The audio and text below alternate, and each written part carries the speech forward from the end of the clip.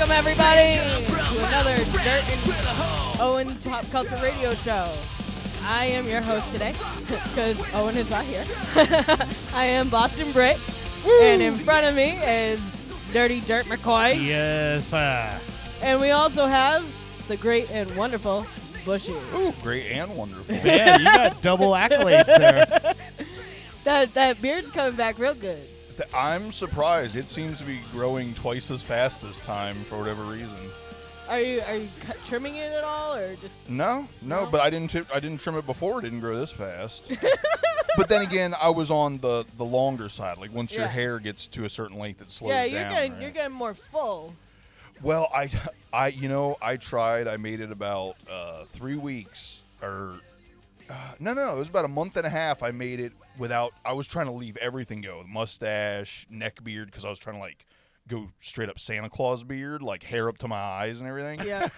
First of all, the cheeks here don't fill out like the rest of the beard. It just is like, scraggly whiskers. Okay. It looks like any 14-year-old's beard, And then the neck hair was just too hot. I've never seen a 14-year-old with a beard. Yeah, They always have that like dirt stash like looking thing. My beard at 14 looked like my cheek beard now. I don't have those problems. No, I think I started getting facial hair around like 15, 16, but I did have a buddy named Ernesto, and he started getting facial hair like a 5 o'clock shadow at like 13. We were in like 8th grade or something. 8th grade's 13, right? Yeah. 13, 14. Yeah, 13, 14. Yeah, he had facial hair at like 13, 14 years old. Jesus. That's crazy. I knew a guy who had a full beard on graduation day, like full beard, and the only reason he grew the beard was just so that he could walk across the stage with a full beard. Yeah. Yeah, when you're in high school, that's a big deal. Yeah. No, I never had like anything more than a slight goatee. You know what I mean? I did have facial hair, but it was not beard level at all. I was able to grow sideburns in high school. That's it. I know a lot of the teenagers in my town, when I was like growing up, grew beards just because the town next to us had a packy that would deliver. So they would never check IDs. Now they do. But they would never check IDs. So you could literally be like, yeah, I need a delivery over here. And they would bring it.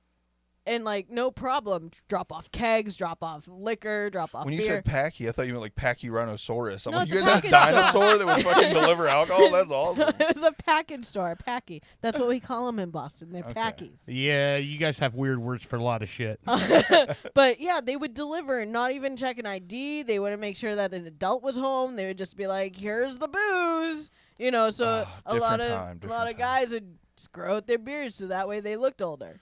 Yeah, no, I mean, that's why I grew mine out, was to go to the little... Corner store? No, little gas station out on 50. Yeah. I forget how I found out about it, but there was, like, this place where, like, if you even have any facial hair, they don't card you. Oh, my God. Did it work the same for pubes? Like, you come... To be honest with walk you, in and like, just pop your pubes out, and they're like, oh, yeah, he can drink. I'm going to be real. Looking back, I think I could have been 12 years old, and they probably would have, like, I don't think they cared at all. It's one of those places that didn't just give a fuck at all. Well, and the terrible part was, it was, like, my first time ever purchasing alcohol, so I didn't know what to get at all, and I just thought Mad Dog 2020 looked really delicious. And... man, it is not. And I think I bought like it was like banana mango or some shit. God. It was like a really bad flavor on top of it. Uh-huh. Mad Dog's one of those things that I remember. Okay, so I have a lot of stories about hobo wine, is what I call it. Is that box wine? No, like Wild Irish Rose. Oh, okay. That's what I call Alizé. Mad Dog 2020, wines like that. Because it was one of those things where and this is not like, I'm not talking about like as a teenager. I'm like talking about in my 30s. Like I'd be hanging out with some, but me and Brando, like we'd be hanging out, and I was like, I think I can't remember what the deal. We had a comedy show, and I was like, I'm gonna stop and get a bottle of Wild Irish Rose.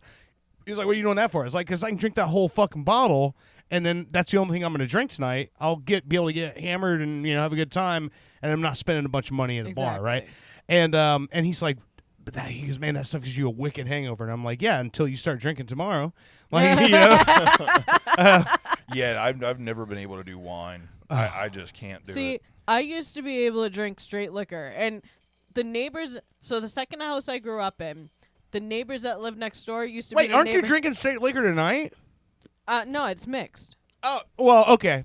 I would drink out of the bottle, like just literally put my mouth on the bottle and drink it straight. Yeah, I had those days as well. So the people who live next door, we grew up with them because like one of them used to cut the lawn, and I'd always annoy him like, cut around my swing set already. I want to be able to swing on my swing set. He'd always fuck around with me. Bitching early. Exactly, I know. And then the father, like every time he'd see me, he'd be like, "Oh, Maggie, how's it?" My middle name is Margaret. I used to hate my middle name because it was such an old name. Oh, motherfucker, you should not have said I was that. just about to say, do you realize what you just did? I'm gonna call you used Magpie from now on. I used to. And he would be like, "Oh, Margie, Maggie, over here." And so, like, the youngest brother was like he was living in a bachelor pad in the basement. So I would like literally go into his part of the house and steal his booze, and he'd be like, "What are you doing?" I'm like, "I'm taking this vodka with me." And he's like, "Oh, okay, cool, whatever." Some strange girl just thinks she can come in my house and take my alcohol, and I'd like just drink it like straight out of the bottle. It would be either I drank peach schnapps straight out. There's a lot of Rod Stewart in your future, just so you know. And like there was one day that he found me like. He saw me come home, like I drove back to my house after taking a bottle out of his house earlier that day, and I spilled out of the car, and he like picked me up and put me on the sidewalk in front of my house. I was like, you could have just like leave me in my driveway at least, like you just left me in front. That's fucking nuts. I love it. Hey, I like the fact that it was his fault. You couldn't have carried my passed out drunk ass further. God, what a piece of shit. Fucking old drunk Maggie next door. Right. I was a sloppy drunk back then. Sloppy ass Maggie over there. He was always hammered in the driveway. Sloppy Maggie's pretty funny. Sloppy Maggie. Oh God, I got to do a parody now. That's your new handle on the show, Sloppy Maggie. Sloppy Maggie, I think I got something to say to you. Oh, that's fucking awesome, man. So I don't know what all of you guys got into this week, but Bushy was over here on Wednesday. Oh yeah, I we had heard some about fun. that. We had some fun. Yeah. So remember I told that story back in December about the utility guy knocking on my door and going, "Hey, you guys putting a pool in?" Okay. Yeah. 'Cause we had a leak in the fucking water main coming to the house, right? Jesus. My water bill was like almost $700 at that point. So Bushman comes over, fixes it for us, and I turn in Invoice. send an invoice, and then they cut it down to like $200. And I'm like, still, $14 is my normal water bill, but I paid a $200 water bill that month. Well, this time it's over $2,500. Yeah, I had Trump Heather was telling me, Yeah. I got a phone call asking if I put a pool in because it was like $2,500 for our water bill. I said, "What is your water bill normally?" And she's like maybe $20. I was like, Yeah. "Mine's $90." Well, if you're on sewer, you're paying for sewage.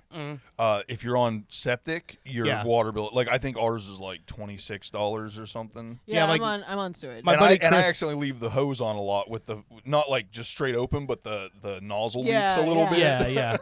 Yeah, my buddy Chris says all the time, he's like, yeah, we're in a weird situation because we're unincorporated Orange County.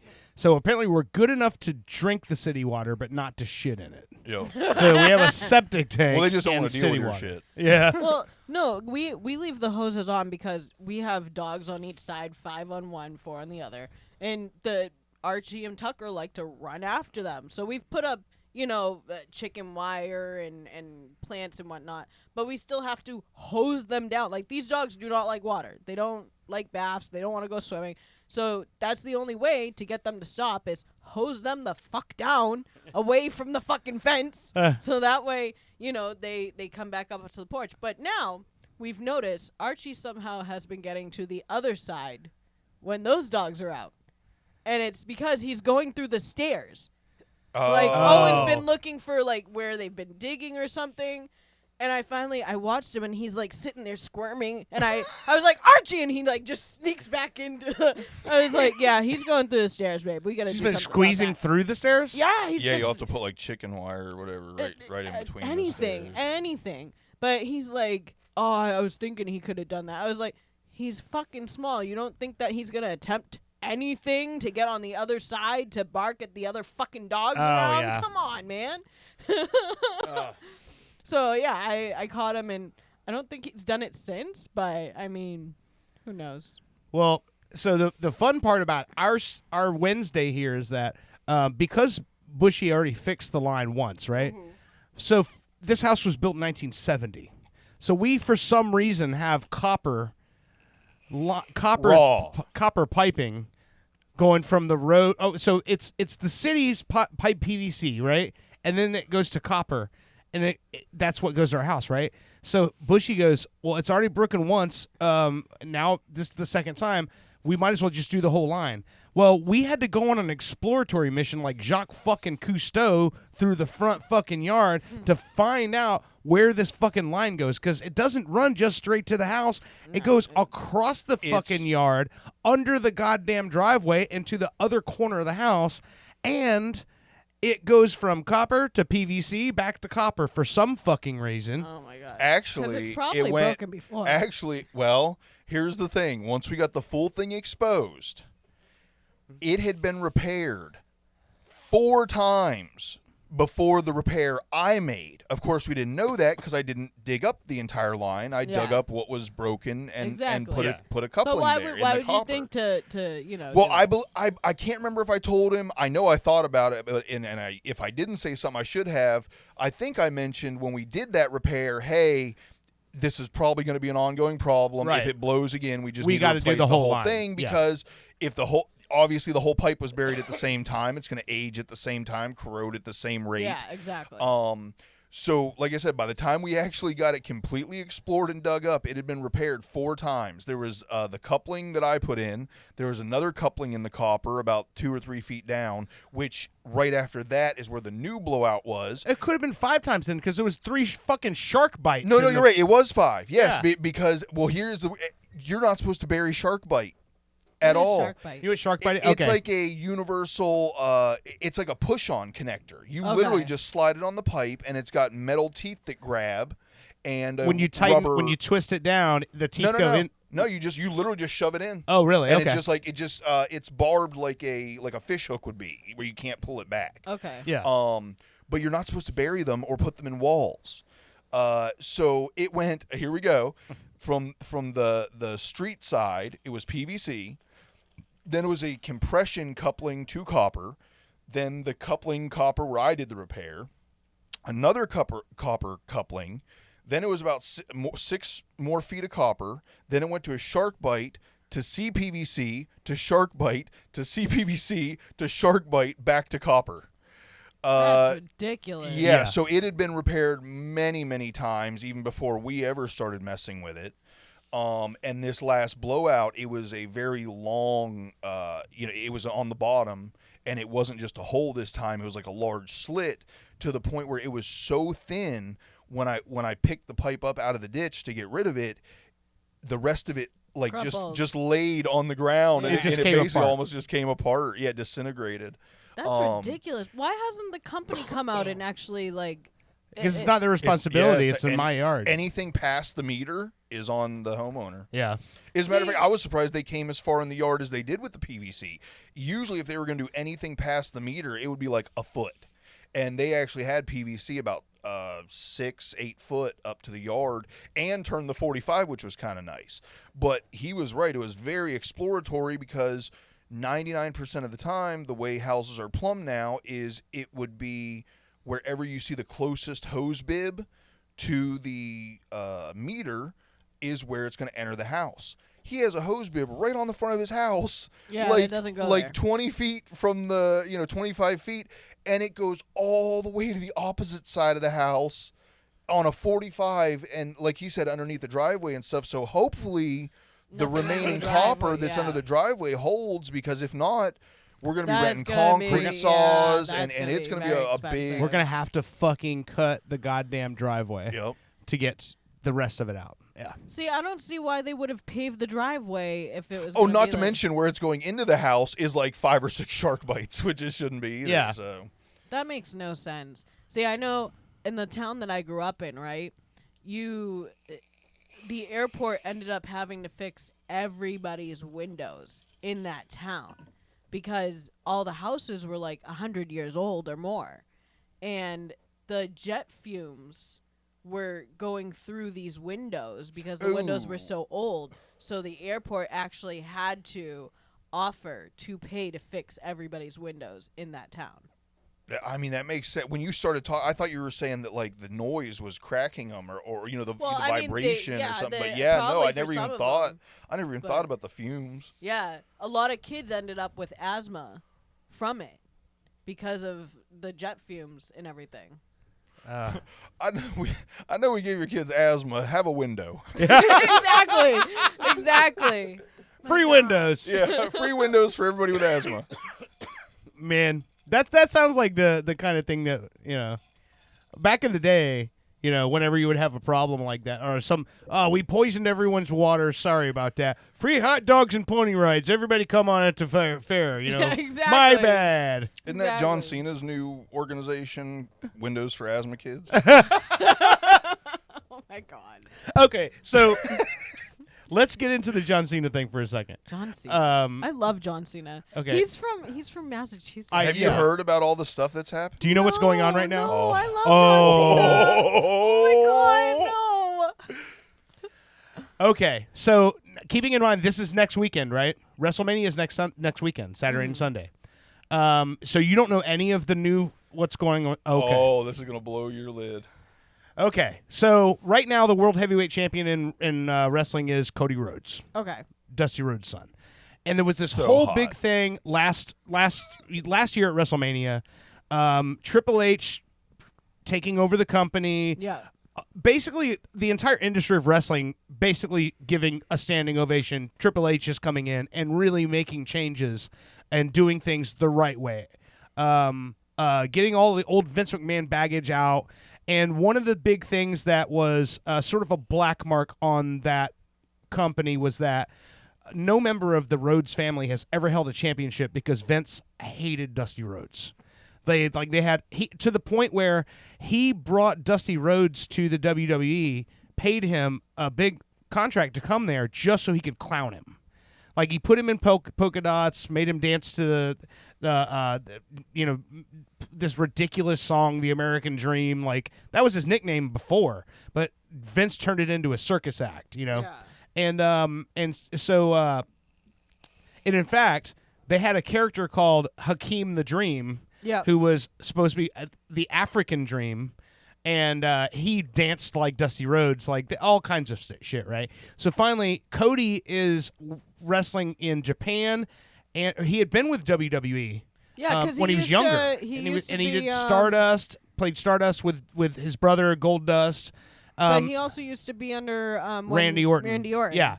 So anyway, Cody leaves the WWE and becomes a star in his own right with Ring of Honor, New Japan Pro Wrestling, AEW. He basically starts AEW with the Young Bucks and creates competition for the WWE. Yeah. But he always wanted to come back. He wanted to come back and work for them. So Triple H brings him back. They make him the champion, and they close that book, that story. You know. In fact, what was really cool was Triple H bought his dad's Rolex back. Dusty Rhodes sold his fucking Rolex to pay for Cody's wrestling training. Okay. Well, Triple H went and found the fucking watch and bought it back for Cody, and they gave it to him at the press conference afterwards. It was a whole big thing. Well, The Rock also came back during that time period to play the villain. Yeah. And this character, the final boss, which is one of the greatest things I've ever seen in wrestling because he's so fucking good as a bad guy. Yeah. Well, last month was Elimination Chamber. Royal Rumble happens. John Cena gets to the last two, gets eliminated by Jey Uso. Elimination Chamber, his last chance to have a main event match at WrestleMania. Okay. He wins the Elimination Chamber. Now he's going to be challenging Cody Rhodes for the championship at WrestleMania. Okay. The Rock comes down, gets involved, tells Cody Rhodes, either you come with me or your legacy dies tonight. And he says, no censorship, hey, Rock, go fuck yourself, on live television. So Cena's in the ring. Cena's hugging him. They're holding their hands up. It's a whole thing. The Rock turns to Cena, finger across the throat, and Cena just destroys Cody Rhodes. Oh, Jesus. Cena is a heel. He's a bad guy for the first time in his entire fucking career. Wow. Now he's just turned heel. All of the faces on these kids in the audience, amazing. The next morning, WWE trademarks the phrase Break-A-Wish Foundation. Oh my So God. John Cena has gone full on fucking heel in his last year in professional wrestling. He's retiring in December of 25. So now he's a bad guy. He comes out and cuts a promo. I got to find this promo. He points a kid out in the audience who's wearing all of his gear, and he says, this has been a toxic relationship. He's like, even that kid is toxic, and points this kid out. And you watch this kid's face just drop. Well, that kid's loving it now because he is doing interviews and shit, right? Uh-huh. But this is one of the most amazing things I have ever seen, and people don't know what the fuck to make of it. My favorite thing is people have made a ton of memes of just John Cena saying, fuck them kids. Yeah. I can only imagine now. But no, his raps are so good as well. I enjoy his songs. Okay, so check this out. This says John Cena's relationship with kids is over. Look. That one kid right there is a toxic, dysfunctional relationship.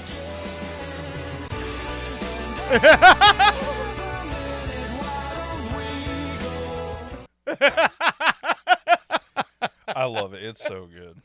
So, yeah. But so John Cena is going to be wrestling Cody Rhodes next weekend. I don't know what's going to happen, but I hope that they drag this out the rest of the year. I hope it's not over after this. Yeah. But yeah. How did I get on the Cena thing, by the way? He brought up Cena. I brought it up. Why did I bring up Cena? I don't know. What were we talking about before? About Boston? Yeah, Boston. I was hold on. I don't remember how we got... The windows being crashed. Oh, yes. You said John Cena's new charity, Windows for Kids. yeah, okay. Oh, my God. But, Brought yeah. it back around. So, yeah, it's going to be fun to watch to see what happens here. Because all these storylines, I know I don't follow wrestling as big as I used to anymore. But I follow it enough to, know what's going on. And always WrestleMania, I watch the Royal Rumble and I watch WrestleMania without fail. If it's something going on that I'm really into at that point, I might watch the whole year. But WrestleMania, the Hall of Fame inductions this year. I love the Hall of Fame inductions. Lex Luger is being inducted into the Wrestling Hall of Fame. Triple H is going in. That's going to be a big one because for Triple H, now being the guy who's running this company, and he got his dick sucked so hard at last year's Hall of Fame induction because everyone who was up there was going, hey, CM Punk said, this is why I'm here. I'm back because of him. I never would have come back if it was still Vince. Yeah. A lot of guys feel that way. So seeing him inducted is going to be great. Also, they have a brand new category that has never been. I don't know what took them so long. This year is the first year they are inducting matches into the Hall of Fame now. Huh. I was like, that's the greatest fucking idea ever. Why did it take them this long? So every year now they're going to induct a match into the Hall of Fame. And this year's match is from WrestleMania 13. There's a still shot from that picture from that match that has been on so many t-shirts. It's Stone Cold Steve Austin versus Bret the Hitman Hart. And it's the match where Stone Cold Steve Austin refused to tap out to the sharpshooter. He was gushing blood down his face. and he just passed out from the pain and never tapped out. So Bret Hart won it by basically submission. TKO. Yeah, exactly. Wow. So Bret Hart, Stone Cold has said before that that's the match that made him.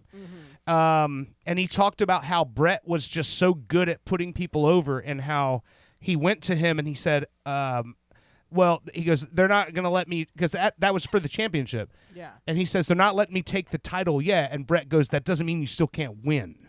Yeah. And he goes, what do you mean? He's like, you don't have to lose. You're just not winning the title. Yeah. He's like, for your character, think about it. He's like, you're completely anti-establishment, Everything. corporate, So anti-everything. You're gonna go against it. He's like, you can't win the title, but that doesn't mean you have to lose. And that's when Bret came up with the idea for him to just not tap out. Yeah. He's like, refuse to give me my You didn't win. give up. Yeah, you didn't give Just up. don't give up. Just pass out. Just let the pain incapacitate you, but do not give up. Yeah. And that was all Bret's idea. So, in fact, Stone Cold gave Bret Hart his razor blade from that match. Because you know how they cut themselves? Yeah. He took the razor blade from that match and he framed it and gave Bret Hart this big, frame of a picture of them from the match with his razor blade in it. And That's with the gross. yeah. It's like, hey, here, have some Hep C. It's in the picture. It's Yeah, not like he it's can framed. touch it. Yeah. He'd have to break the whole thing in order to get it. Yeah, but he takes out the liquid every morning, so that's weird. Oh, man. One thing that did happen this week. Listen, I want to get into the next segment. I talked to him. I mentioned it to Bushy a little bit earlier today, but I guess it's not a new docuseries, but it's new to Netflix. I'd never seen it advertised, but there's a 3-part docuseries on Netflix right now. Just dropped on Friday about the Unabomber. I saw that, and I was like, oh, I need to watch it. But I have kids, so it's kind of hard to, plan on watching it with Owen because he falls asleep at night when all the kids are down. I'll tell you this. I know who the Unabomber is, and I know a lot about him. I'm one of those people that I pretty much pride myself in being able to talk at least a little bit about everything, right? And especially when it comes to anything psychological, big. That was the a one huge with the moment. guy, the pizza guy. No. Okay, well, there's another series with that. I've as seen well. that one. Yeah. Oh, there's a new one with There's that? a new one where okay. they go further into. Okay, I would definitely like to see that. You're talking about the one where they put the thing around his neck Yeah, and he and robs the bank and everything? he's like, I'm not doing this. Please get this off my neck. I'm That gonna die. is so- but that- they went into there's really? another Because there was series already like a 3-hour series. What is it? Finding Evil No. or Yes, but now it's gone deeper into that and everything. There's a whole new thing Jeez. coming Really? out about it. Okay. the fact Yeah. that there could be more after what already exists is kind of insane. Yeah, I'm definitely interested in finding out what's more to that. But I'll tell you this: everything I thought I knew about the Unabomber, there is so much more. It's crazy, and we'll get into that in the next segment because there's a lot of stuff. I'm curious what you knew, and I already kind of know a little bit, but I'm curious if there's some of the things that came up in it. I'm wondering if you ever heard before either, as well, because I'm new to I feel like I've watched some of the stuff, but I don't I haven't retained it enough to actually Right. be have an opinion. I just I knew it was going on. I love crazy people. So crazy is Hello, Jeffrey Dahmer. Come on now. I fall asleep to Forensic Well, I didn't mean Files and sexually. Dateline. And Dateline. I fall asleep to all this kind of shit. Trust me, I'm into crazy shit all the time. yeah, there's so much. There's such a different level of crazy in this story. Well, to me, as we spoke about earlier, the crazy part is he basically made a bunch of predictions that have all came true. Right. As Yeah. where society was going to go Yeah. and end up and So all it's this like the stuff. Simpsons. Let's not go into that Right, anymore because right, right. I want to discuss it at length in the Are next we segment. already but- almost done with the first segment? Yeah, we were 30 minutes in, dude. Yeah. I still 30 have, minutes, I still that's have to nothing. talk Call about, Kevin. I still have to talk about what happened on April 1st. So Okay, let's go. we'll get into that. Anyway, so this week, it was Wednesday. The new trailer has dropped for season 27 of South Park. Mm-hmm. This trailer's only 27 seasons. yes. Okay, these guys are so goddamn topical. Okay, so everyone like who's ointment. South Park, the fart and dick jokes. Let me tell you, these guys, if you don't watch South Park, I fucking feel bad for you because this world is such a fucking joke as it is. They actually give me a fucking reason to laugh at the fucking bullshit that we're fucking dealing with, right? Exactly. So when I saw this trailer, there is so much in this trailer that we already know they're taking on, like they're poking fun at. I cannot wait for this.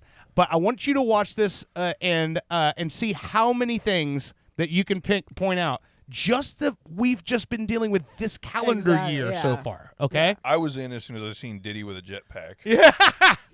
All right, check this out. Times have changed. The acclaimed drama returns. Kids are getting worse. All new season. Shelly, have you been taking ketamine? Because I think it could really help you. This summer.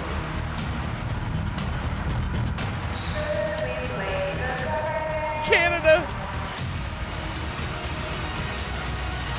All new episodes.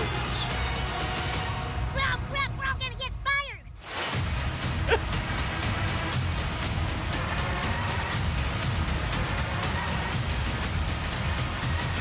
Where are you going? It's okay, Sharon. I'm just gonna do some ketamine and fuck around with the government a little. See ya.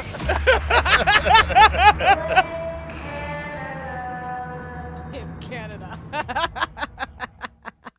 Is that fucking incredible? That is incredible. Did you notice that Kyle was in bed with the measles? Yes.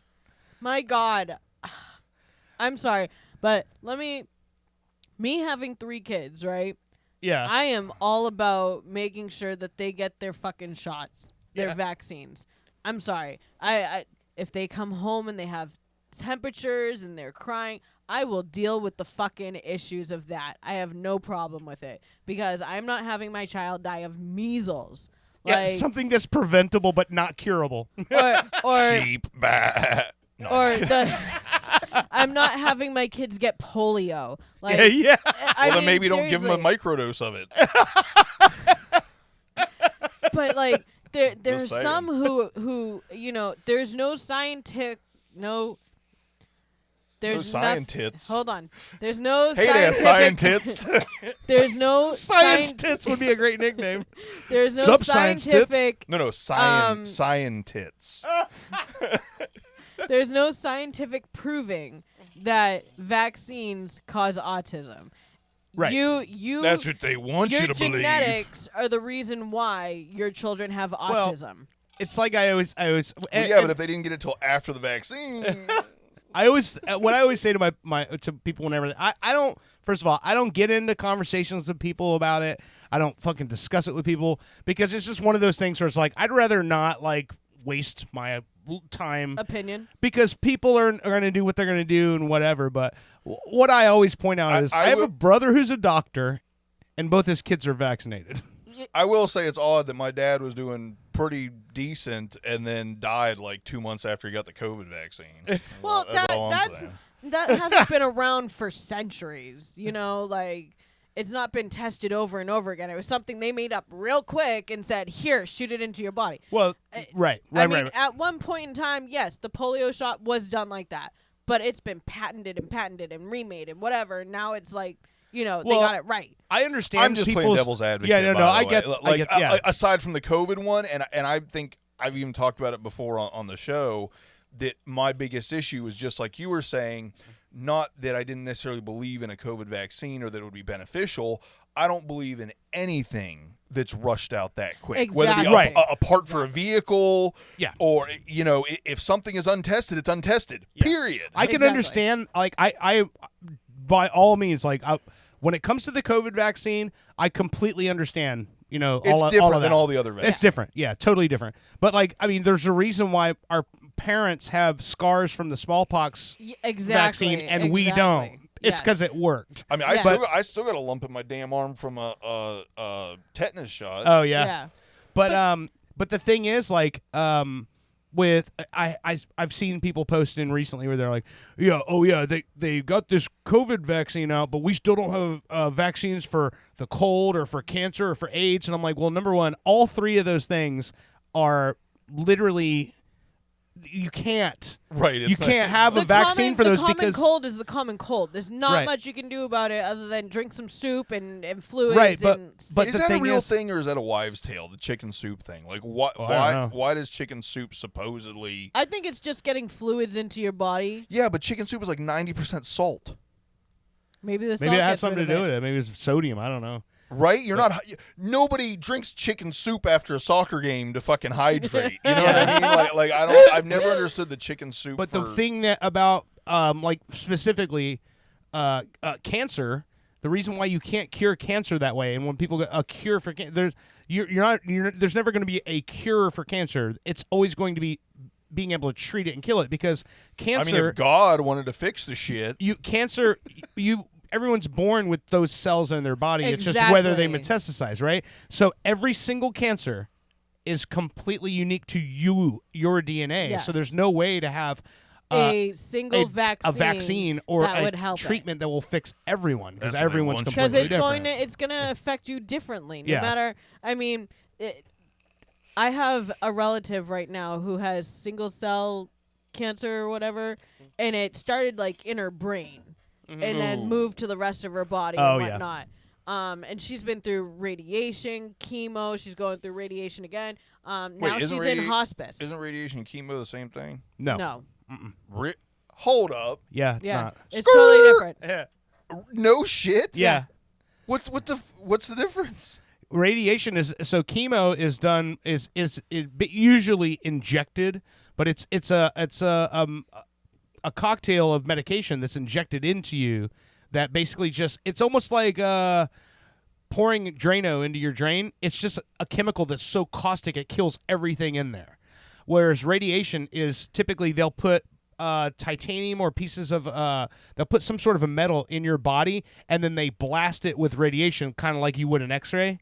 And that radiation is generated in that spot, and it kills the tissue around it. That's crazy. Yeah. I always just thought chemo, they injected you with radiation, and radiation was just another way of saying. I never knew until just now. That I feel like an idiot, but I did not realize that was two different things. Trust me, it took me a while to know that it wasn't two different things as well. But so now she's in hospice and doesn't have long. But everybody that like. My mother knows that had this before. They were dead within days of finding out that they had it.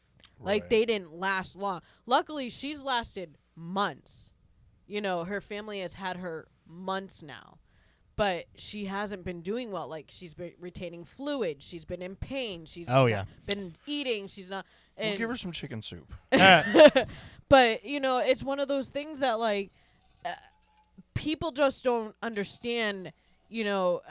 There are people who have lived to 110 who have smoked cigars every day of their life, drank bourbon every day of their life, and they died at 110. Yeah. Then there's the people who quit smoking at 40 and quit drinking at 40 that die at 42. Brain aneurysm or heart attack. You really can't tell what the fuck's going to happen. Or there's the for people you. who die of cancer at 7. Exactly. You know? I I hate to say it, and I know it's a lazy excuse, but that's pretty much why I eat what I want and drink what I want. I hear you. You know, once I finally get diabetes, I'll have to scale back on it because it's definitely coming. I mean, every single member of my immediate family has had diabetes. You know, it's like not a matter of when, of if it's when. Yeah. If I look at my brother was smoking cigars, smoking cigarettes, smoking weed, chewing Chantix, taking Chantix, chewing the tobacco, and drinking like a fish,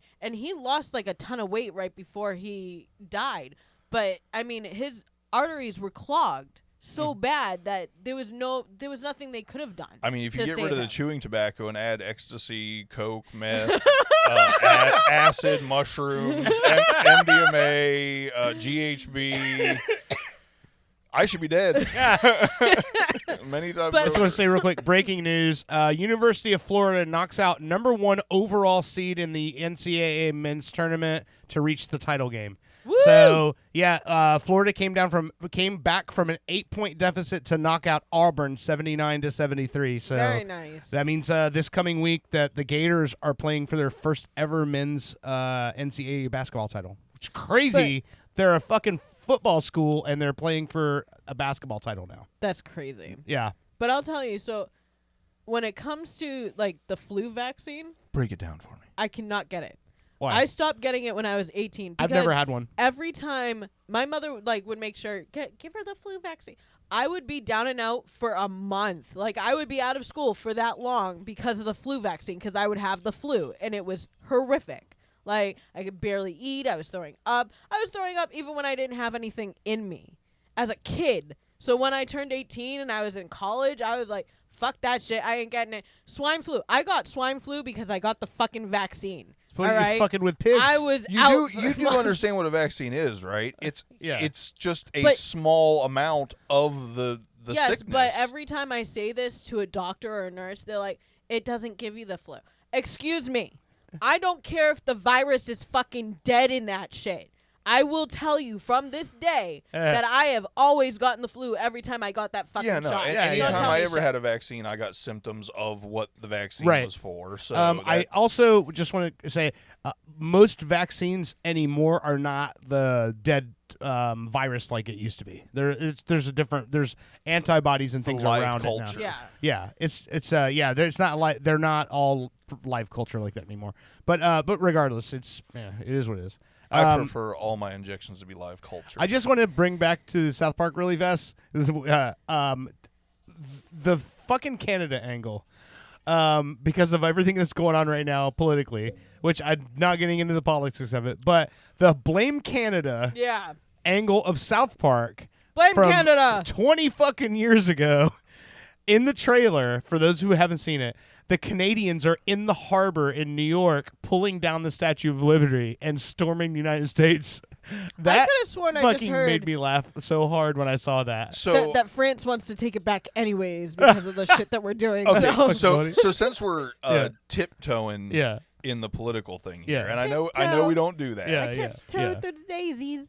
But I've wanted to make a Facebook post or something, but I don't even want to go down that road. So I figured I'd bring it up here. Yeah, I stay away from I've it. said many times I feel like I'm in the radical middle. Yeah. I agree with things on both sides. Yeah. I disagree with things on both sides. However, Yeah. I feel like I don't care what side you're on. Yeah. Taking and vandalizing people's property Is terrible. Yeah, Well, it's but dumb. here's the weirdest part. Yeah. It was just a couple years ago that you were a terrible person if you did not buy a Tesla. Right. Yep. So people went and bought a Tesla based on, say, one party's recommendation Exactly. or requirement even, you might say. And then now, like 2 years later, you're attacking the people's vehicles Because you don't that like the you owner of the company. championed. Yeah. And it's personal property. It makes no fucking sense. It's Exactly. not doing any. If anything, they'll just go buy another one, and he makes more money. Right. So or insurance covers it, and people are ending up with felonies, and it's like people are championing. Oh my god, Championing. championing. Jesus, why is that so hard to say? Championing. Yeah, I don't know. Championing.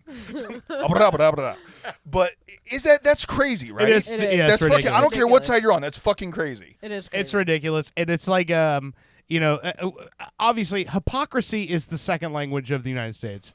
I mean, all of it's the whole fucking country. Everyone's fucking hypocrites in one way or another. I know I am, so fuck it. I don't.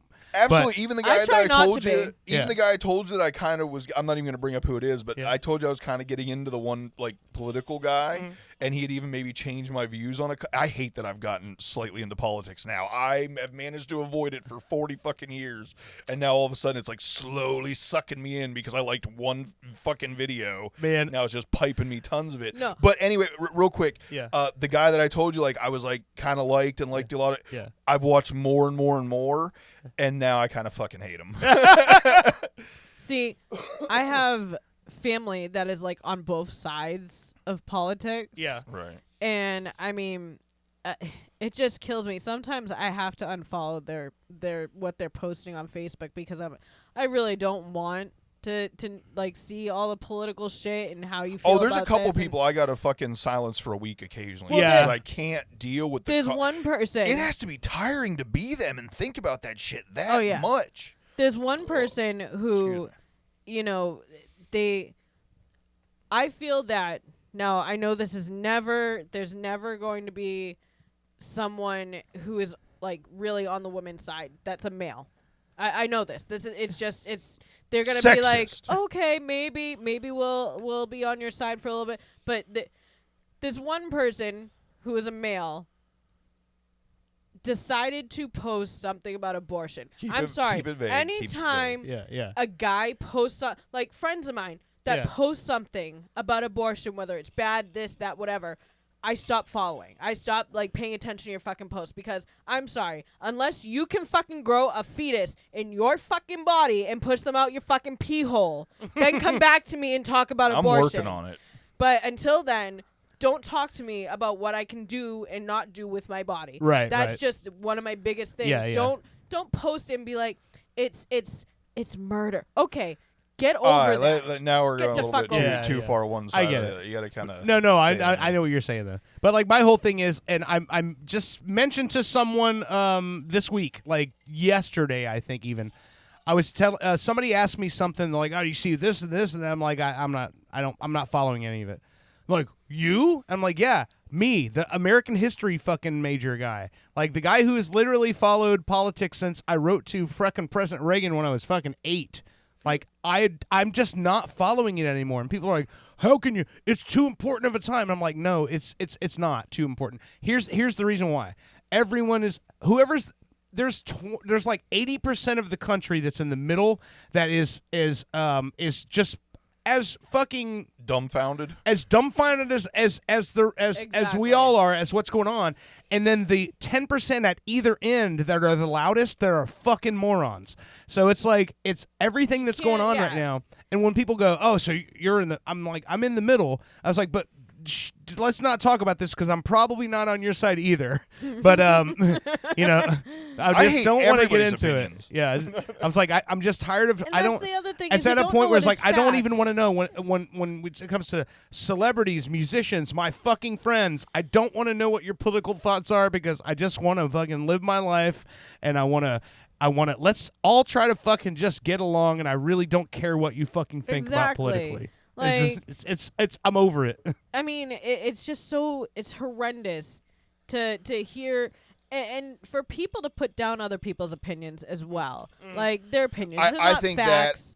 They're not, you don't really That's know. what got us in this position. Right, and I think it is important for conversations to be able to remain open and have Yes. constructive discussions about differences. But I when think you that's push what we've your- lost the most is it's I'm right, you're wrong. Exactly. Period. Right. Exactly. Period. There's so many more people out there who are like, this is what's happening, and this is really are you. My biggest reason you I'm in there? the middle is because I see I'm always devil's advocate, and I can see like right on Yes. both sides. Right. I can Exactly. agree and disagree with Exactly. both sides simultaneously, so I have no idea what the fuck I think. That's why I've always had such hard times writing those essays where you had to choose a side.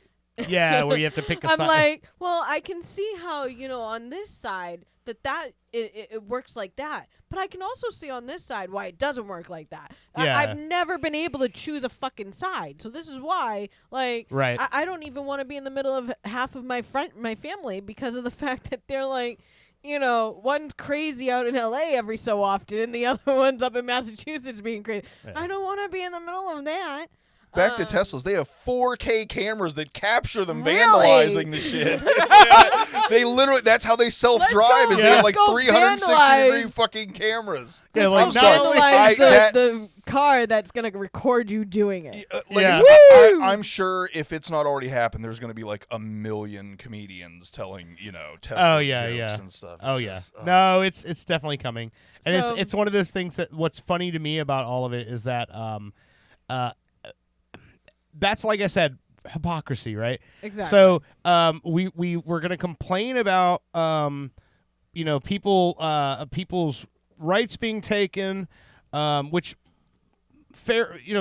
I'm not saying like you don't that you're not right in that, but people's rights being taken, people being treated treated unfairly, but we're gonna cheer when somebody damages someone else's property. Yeah, that like makes it just no makes sense. no fucking sense at all. It really But doesn't. it's just one of those things that I have I don't even know where we're at right now. Yeah, I was gonna say, I'm sorry I even took us down this road. It's No, just that one, like yeah. I said, if you have any kind of sense at all, left, right, Yeah. whatever, that is just a fucking odd one.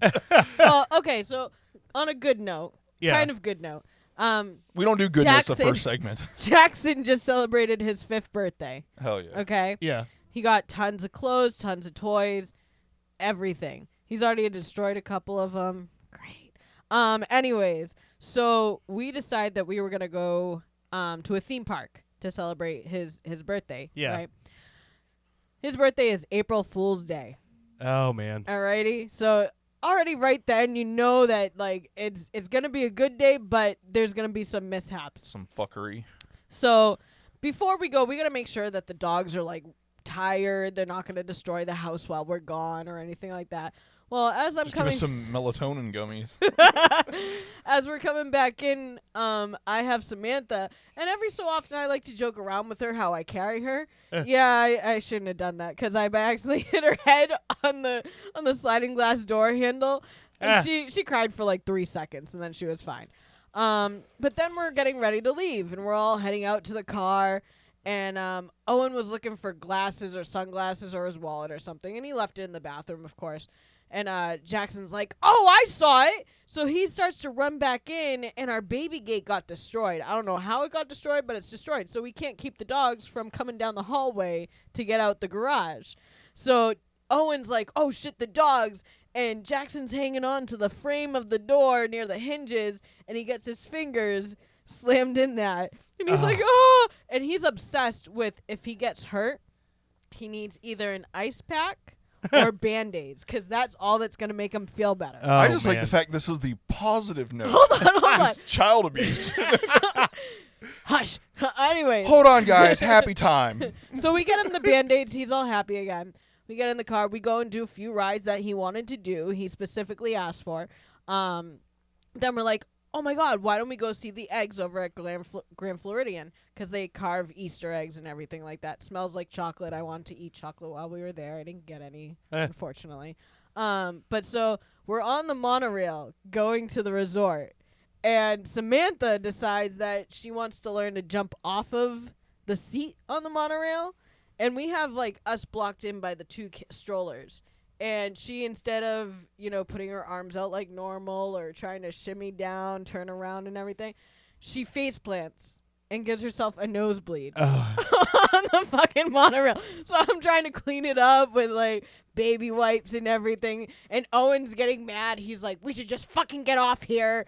I'm like, she's a kid. They're going to get hurt. Like, they're not, literally, there's not much you can do. They're going to end up with bumps and bruises. As long as they still have all 10 fingers and toes and are alive and well, you're pretty much doing fine.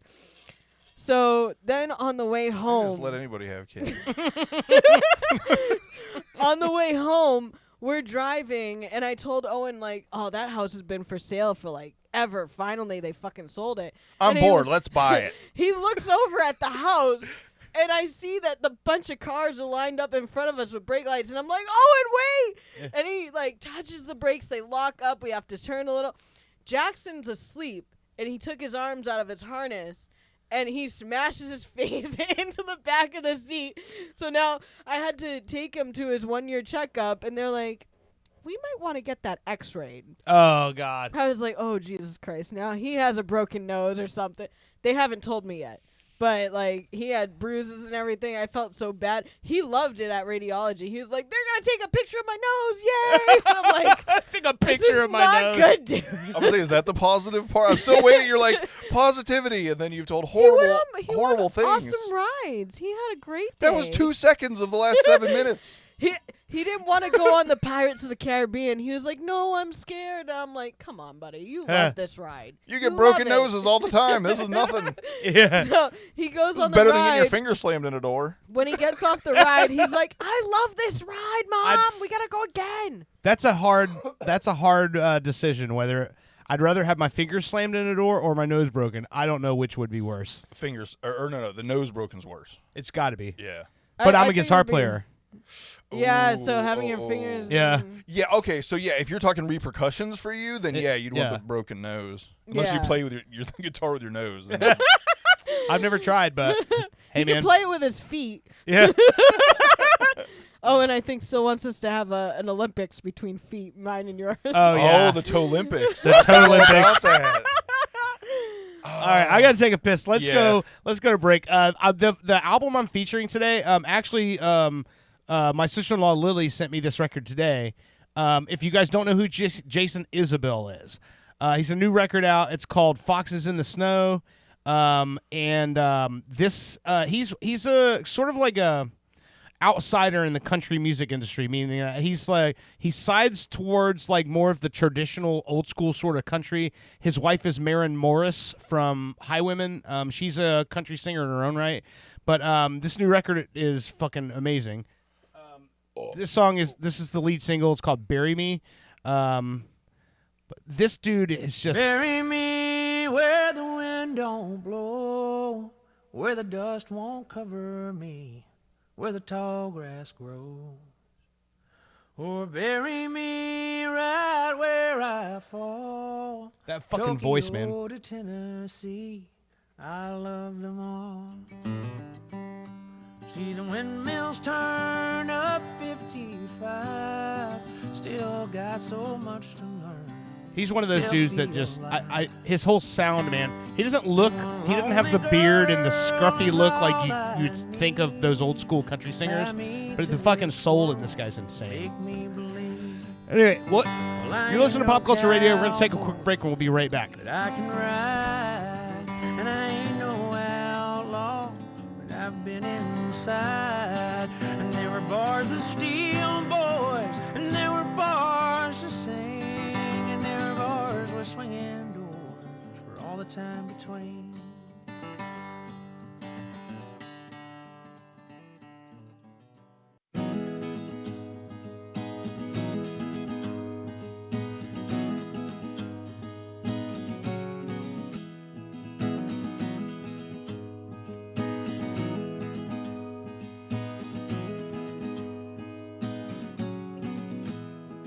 Had it with me everywhere I've been.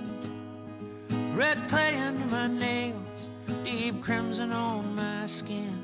You could strip me of everything I own and just leave me with the memories of my Alabama home. I guess the highway didn't kill me after all. Well, I thought I was a goner in that trailer fire in Arkansas, but I just let it burn and walked away. Crawled back to the crimson and the clay. Welcome back to Pop Culture Radio. I love how simplistic this record is. Like it feels like this whole album is literally just him and a guitar. And I know there's other instrumentation. I don't know that there's other instrumentation. It feels like it. I'd have to listen back to it. I think he may be doubling parts here and there or whatever. But this whole record is literally just so like singer-songwriter vibey. It reminds me of like old Bob Dylan sort of stuff, where it's just like literally a guy going into a sound booth with a guitar and fucking making a record. Like it's fucking really fucking like just chill listening, you know? There is something very intimate about one person playing a guitar and singing, and that's it. Yeah, exactly. And like when you've got the kind of power that this dude has, like his whole vibe is just big. You know what I mean? Like with that voice and everything, you're like, I could listen. Who did Sister Golden Hair? Wasn't that Hall & Oates? No. Sister Golden Hair. That's kind of what it reminds me of. Oh man, I can't remember now. I don't know that I'm not crazy, right? No. I agree. Yeah. It's there's a lot of There's it's by America. Okay. Yeah. Right, yeah. but it's got kind of an America vibe, right? Yes, for sure. Yeah. Yeah, for sure. I could definitely hear The that. voice. Yes. Oh, yeah, I could definitely hear that. But there's not a whole lot of people, I think, that can pull off that kind of thing. You know, It's on the higher tenor side, right? I was more talking about like there's not a whole lot of people who can pull off an entire record of them just playing guitar and singing. You know what I mean? No. Yeah, it's like there's an album that they're actually making a movie about the Bruce Springsteen album Nebraska. That album Nebraska is literally just Bruce Springsteen in a guitar, and he recorded this album in a little cabin, like in the woods in Nebraska on a 4-track recorder, and it's just him playing guitar and singing. And that record is for Springsteen fans. It's not my favorite record, but for a fan of Bruce Springsteen, because I'm a fucking nerd for Bruce Springsteen, it's just a great record because it's literally him in a cabin. It's not in a studio somewhere, and it was the album that came out before Born in the USA, so it was before he was like mainstream. Well, he was Born to Run was the album in '74 that kind of blew him up and made him a superstar, but it was before he was like a guy who could write his own checks. You know what I mean? Yeah. But that it's one of those records that there's this whole folklore around it. In fact, Jeremy Allen White is playing Bruce Springsteen in the movie that they're making about it. Because kind of it was one of those stories where it's like the guy's already a rock star. He's already playing giant stadiums in America, and he has this identity crisis and decides to he has the E Street Band that he's been performing with and recording with for all these years, and he just decides, I have to do something and find myself again. So he goes out to this cabin in Nebraska and makes this great fucking record, and it changes him as a person. And it also endears him to a totally different audience of people, which are the farmers and the plains people that live in the Midwest and that aren't from fucking New Jersey, like all of his other stuff endears him to, you know? Yeah. And it's this record from Jason Isabell feels like that kind of a record where it's like this guy's literally just he's putting all of his eggs in one basket, and that's that. I think I can write really good fucking songs. Yeah. So let's see if the songs can stand on their own. And I mean, so fucking good at it. Very cool. Yeah, it's just it's one of those guys, and he's also somebody that I respect immensely for his resolve. He actually walked out of the Country Music Association, withdrew his name and membership from it because of the way that they basically profited off of the name of Merle Haggard when he passed away. Him and his wife both walked out of the Grammys because they omitted John Prine from the In Memoriam segment. He's just one of those guys who has a very strong resolve, stands up for what he believes. But at the same point, like, he doesn't make his career off of that. It's not like he's writing protest songs, and he's not his music isn't like he's forcing his opinions down your throat. He just doesn't choose to be in the room if he doesn't want to be. You know what I mean? Yeah. So which is I think a really cool way to be right now. Is I don't need everyone to agree with me, but I also don't need to be there if I don't want to be. You know, exactly. One of those sort of things. So. So I teased it when we went to break. The series is called let's see here. I need to pull it up because I want to be able to tell you the exact name of this. If you wasn't it a guy who blew that shit up? that motherfucker that blow that shit up. Building go bang. I think that the guy who that wasn't building. That was packages go bang. Yeah, I misspoke. I mean there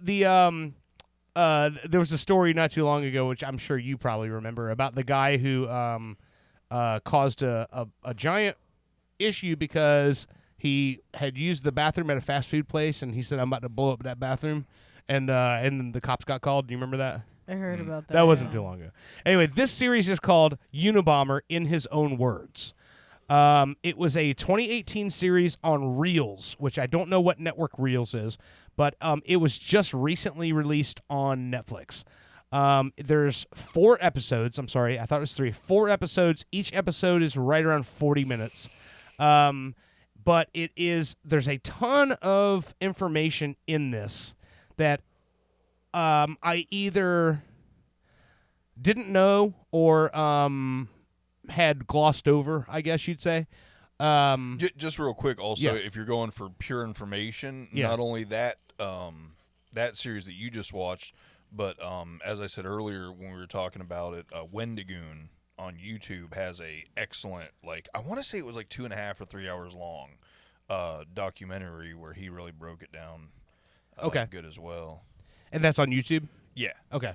He's only got like 4 million subscribers. Yeah. He's one of those guys. Yeah. No, he is like the GOAT when it comes to like cryptid and conspiracy documentaries. Okay. He's one of those guys that goes in and breaks things down to very deeply. Okay. Like at this point, he's got so many. He's got a team at this point. That researches this stuff. So one of the things I thought was that I did not, and I know. So when I heard the first, here's how I'll start. I grew up I was born in 1978, which is the year that the Unabomber, the first package, went off, right? And then when he was arrested, I was a junior in high school. So that tells you how long, for 18 years, this guy was sending packages out, blowing shit up, and wreaking havoc, right? So when I heard the story, I didn't even really know about him, like, being wanted or part of the FBI's most wanted list or anything until he was arrested, and they're like, oh, finally they've caught the Unabomber. And then that's when I was like, the fuck is a Unabomber? And I kind of read through the story. And so to make it long story short, this is a guy who was anti-industrial complex. He was against the industrial complex of culture. He was against automation. He was against basically the society, our way of doing things, which is like using computers and machines and all of this sort of stuff to take the place of human interaction or human labor, human interaction. Yeah. Eliminating humans from the equation, basically. Right. I did not know how many of. So he sent out 17 packages that actually exploded over the course of those 18 years. It was almost one a year, but then there was a gap in there where there was time. He took time away. Want to take a guess why he took time away? There was about 3 years where he didn't send anything out. He was in jail? No. Wasn't that when he was writing his manifesto or something? No. I forget.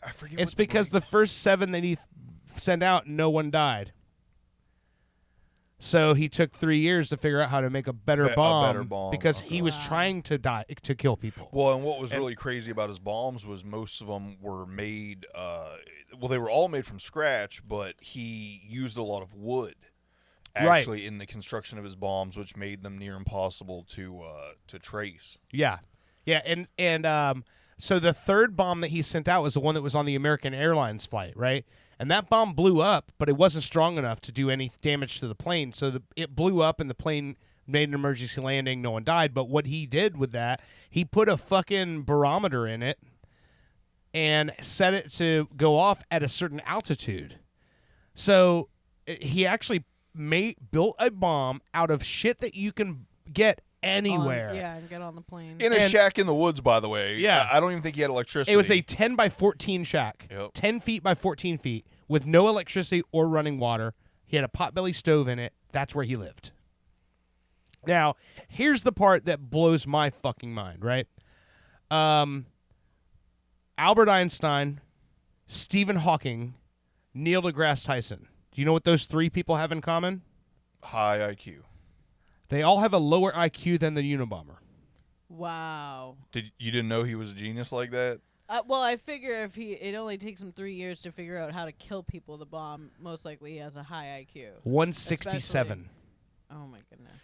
And that's where it's wild to me when you really go deep dive into him, because obviously deranged, you don't kill people to get your point across, you don't terrorize people to get your point across. But it is odd that most of the stuff in his manifesto has come true to like the point where his prediction rate was better than like Nostradamus. You know, he basically predicted the internet and applications and all this stuff that has only happened in the last like 5 or 10 years anyway. Yeah, he predicted that that human interaction was going to be overtaken by machine interaction, that people were going to communicate more with machines than they were with actual people. He communicated that the evolution of the industrial complex was going to be to eliminate humans from having to perform tasks so that they could be performed cheaper and more efficiently by machines. Yeah. All of this is what he was saying, and he was saying the only way to fix this is to kill it all now and start over. Like he said, we have to eliminate this entire system and start over. The third line in his manifesto is, "Thou shalt not pee on a Tesla." Yeah. And which is funny because back then that would have been a Tesla coil. Right. Yeah. The interesting part of the devices now of his devices, right? So think about this. This guy basically was in this little shack, and he was using things like saltpeter and smokeless powder from shotgun shells and things, match heads, like meticulously cutting the heads off of matches and packing them in these bombs to make them ignite or to spark and to make things go off. Out of his 17 packages, 3 people died. So he only killed 3 people. But one person, it blew their fingers off. Another guy, it maimed him and disfigured his face. And he kept these coded notebooks where it's like he would use numbers. It would just, you would look at it and it would just be a page full of numbers. But it was because he had his own System. his own like secret cipher.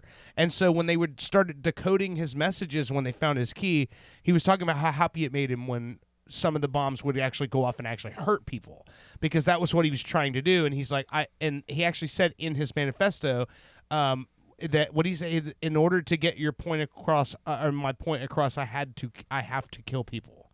And so he felt like he had to do great bodily harm to people in order for people to actually give a fuck about his message. Right. Which is nuts to think about, that somebody went that far.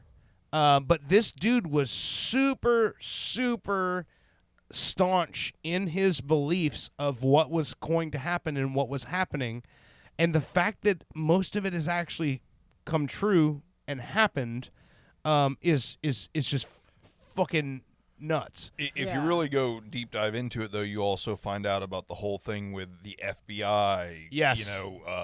Systematically mentally torturing him, basically, and breaking him down, possibly being part of MK Ultra and being injected with drugs he wasn't aware of, whether it be LSD testing or whatever. It's very possible that he was really screwed up from a young age because of things he was put through.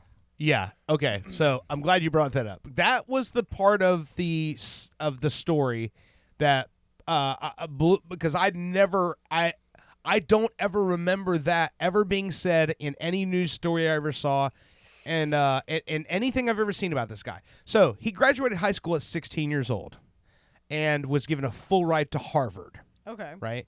He goes to Harvard. While he's at Harvard, he is very interested in hearing others' ideas, in hearing other people's theories, and he likes debate. He likes conversation. He likes being part of,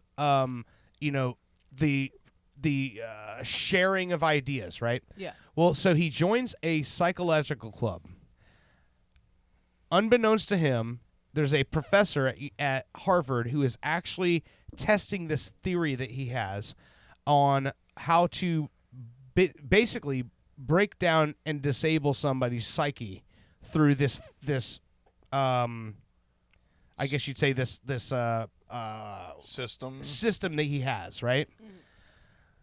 So Ted Kaczynski, there's audio from 1958 of him, a 16-year-old college freshman at Harvard University, and they're basically torturing this guy.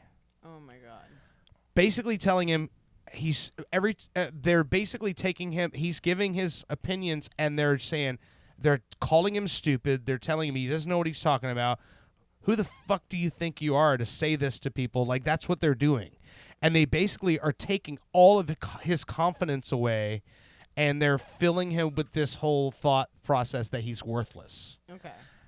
That was the procedure that this guy was using, and basically this is what became the technique that the FBI uses to break down, like, this is what they used when they were interrogating terrorists after 9/11. Okay. People in the Middle East what's it called? Hezbollah. All of that sort of stuff was all developed by this doctor.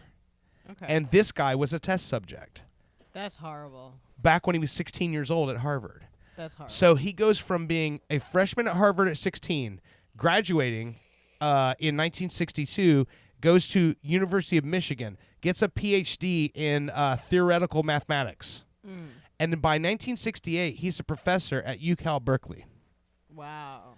Yeah. So at the age of 26, he's an assistant professor at UCal Berkeley.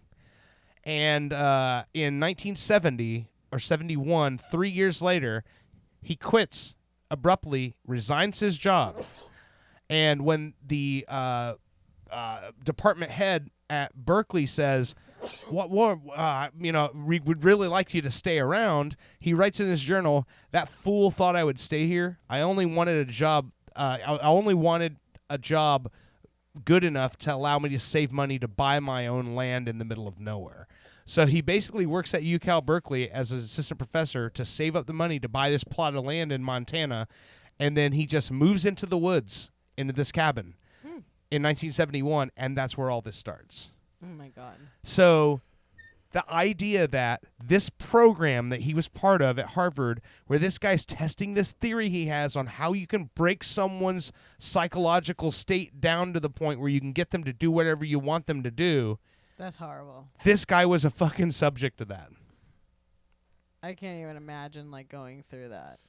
But and we're talking back in the day when there was no humanitarianism, when it came to any of this stuff. There was no like, guidelines. There was no like ethical like. There you go. There was no ethical. There was no bounds. ethics in this. Yeah. It was just like, oh, I have an idea.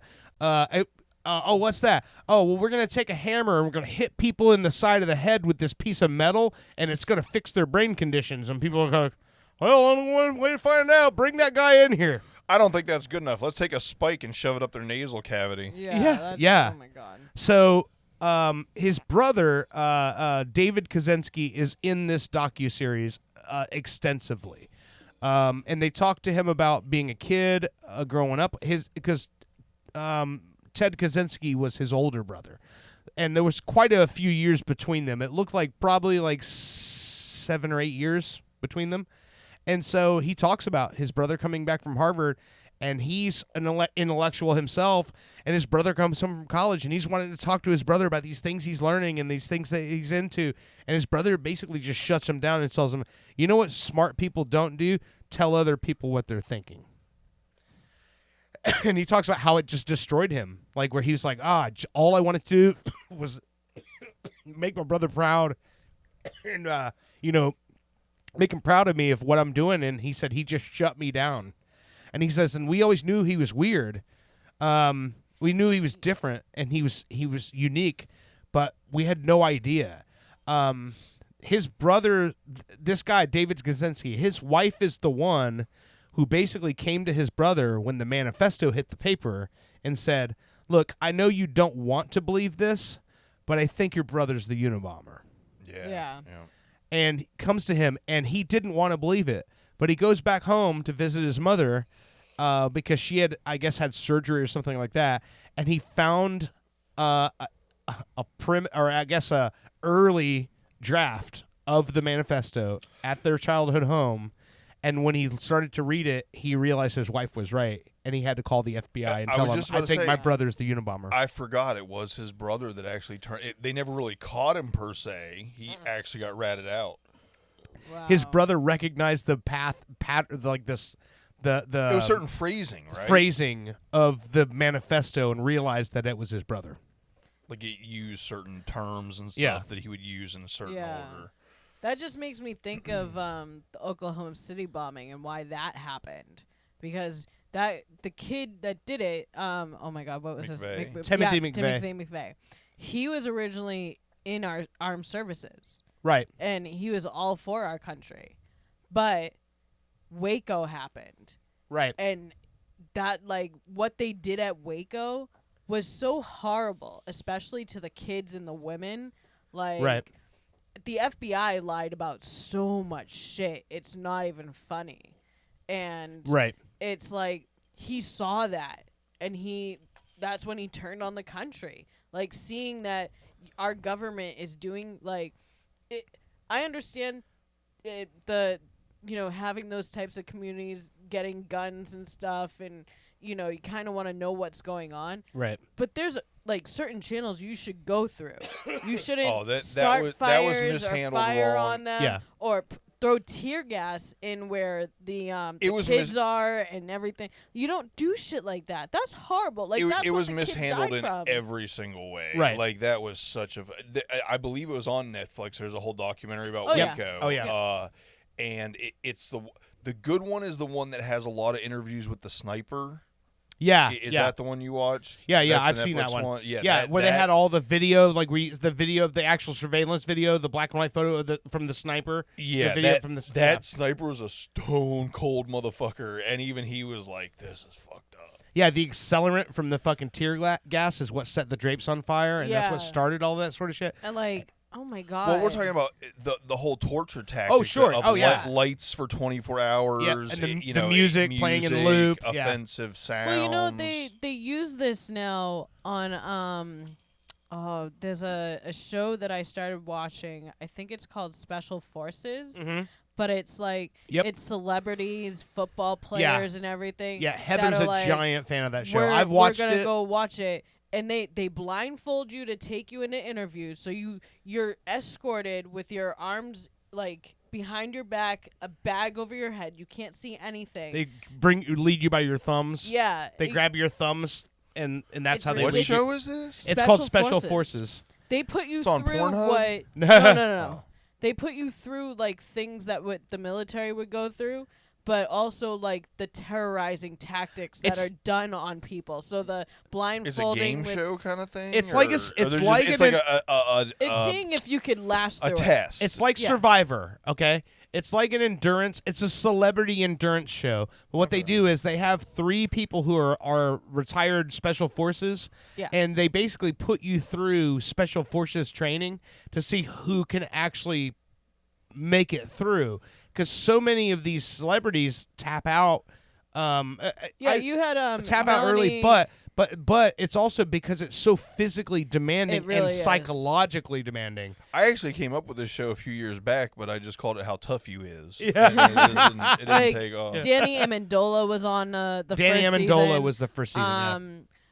Scary Spice was on the first season. Yeah, Britney Spears' little sister was Jamie on Lynn. there. Yeah, Jamie Lynn. I'm sorry, Jamie's. Well, Jamie so Lynn far, Spears. everybody you've named, I only Well- see as really tough individuals. Oh yeah. so- Dwight Howard. Yep. Wow. Lloyd, the soccer player. She Yep. ended up actually making it all the way to the end. Montel Jordan was in one of them. Mike Piazza. This is Dr. how Drew you- Pinsky. This most recent season had what's his name? Cam Newton. Yep. Cam was on there. I'm trying to think of some of the other people. Did he wear his granny glasses? Yes. Yes. Oh man, he came dressed up. Like they fucked with him real hard.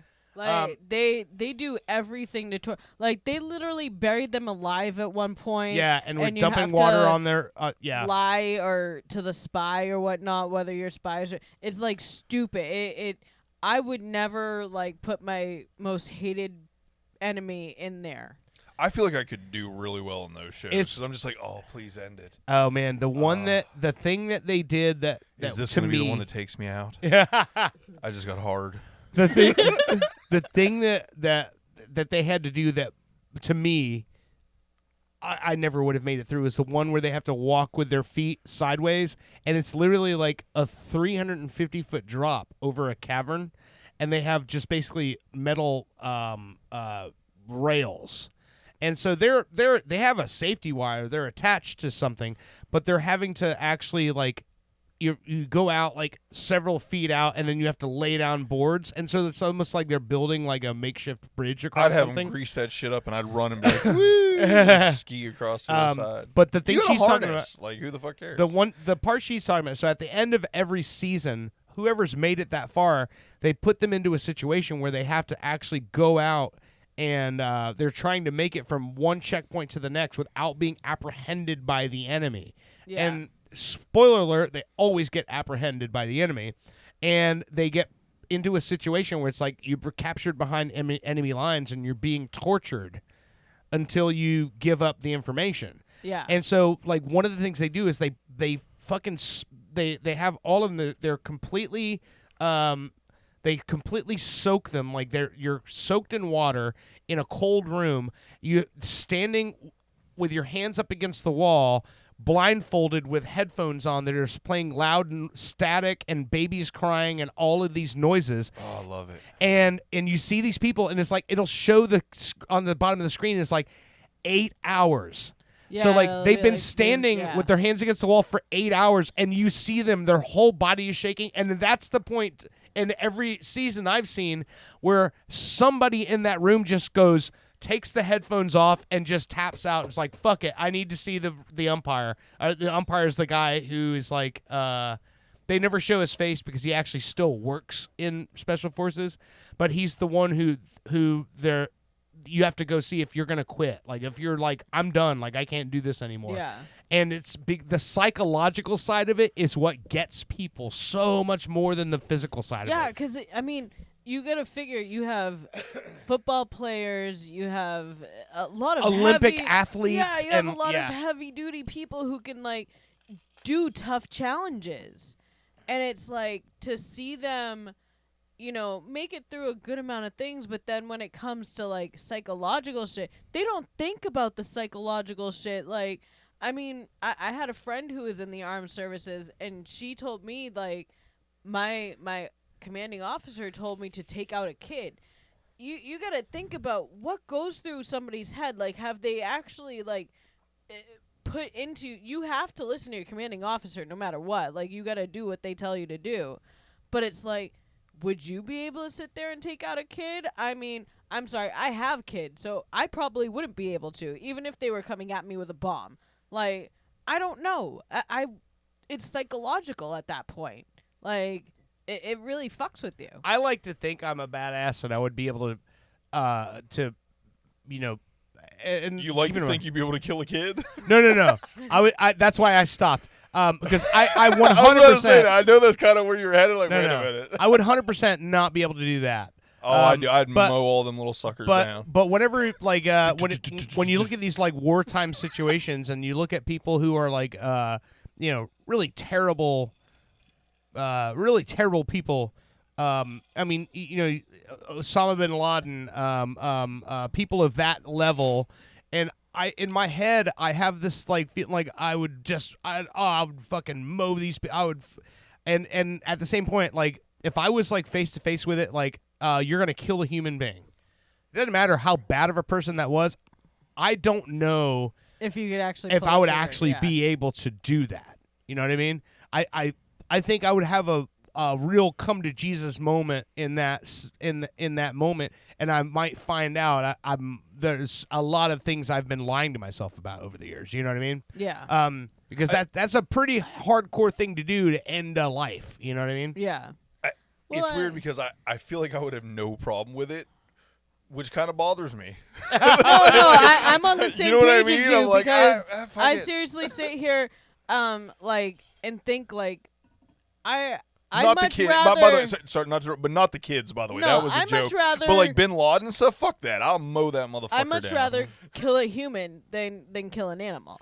Like, Well, my whole thing that's is my I'd be thought okay process. killing a human if it's to defend other Yes. lives. Right, Yes. right. I hear you. That. Yeah, I hear you in that.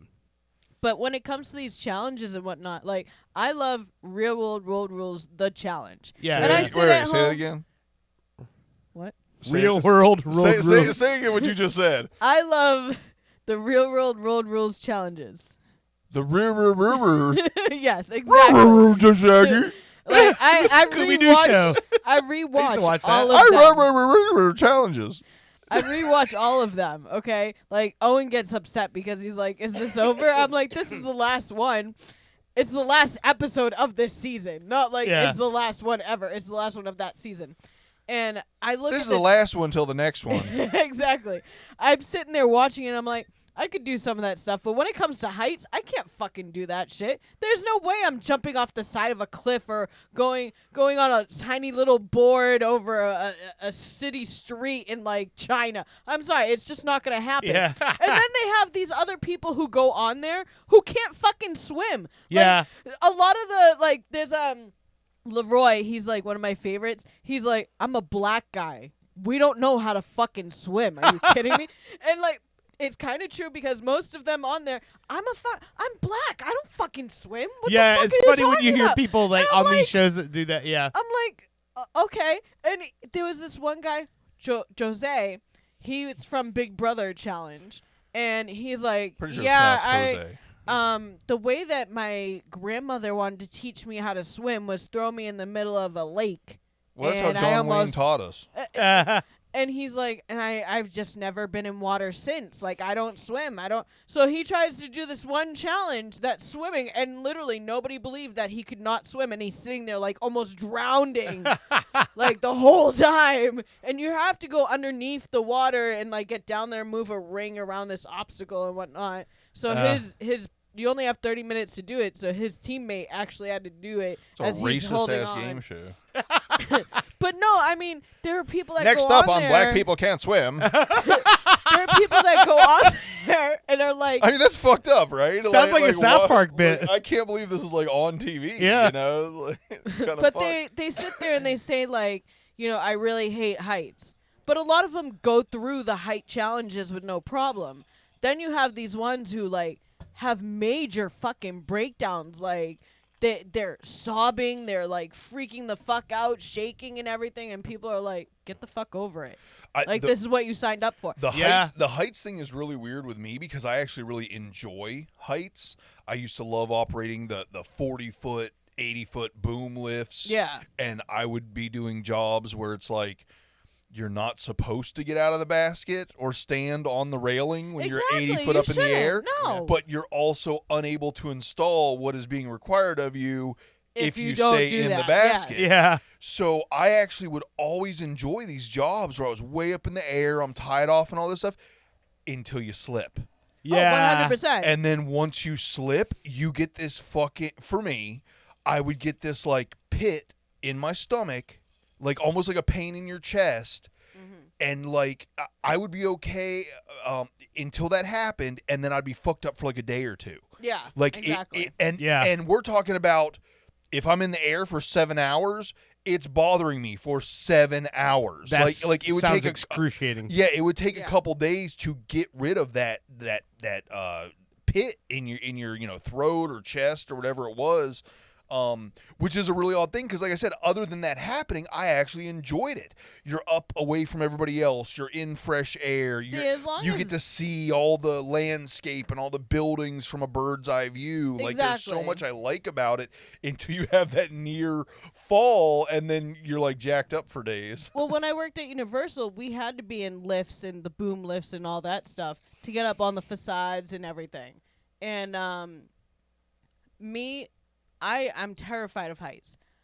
I don't want somebody else operating it whatsoever while I'm in there. I don't want any, like, I need to be in control of what's going on. That's why I won't get on a plane. And It has nothing to do with the heights, or it's just I don't know the person. I've never used like a taxi or an Uber. I refuse to get into a vehicle with someone that I've never seen them drive. I don't know their value system, you know. And I'm just like, nah. So a plane. Don't get in a car with me then. Right. So, well, I wouldn't.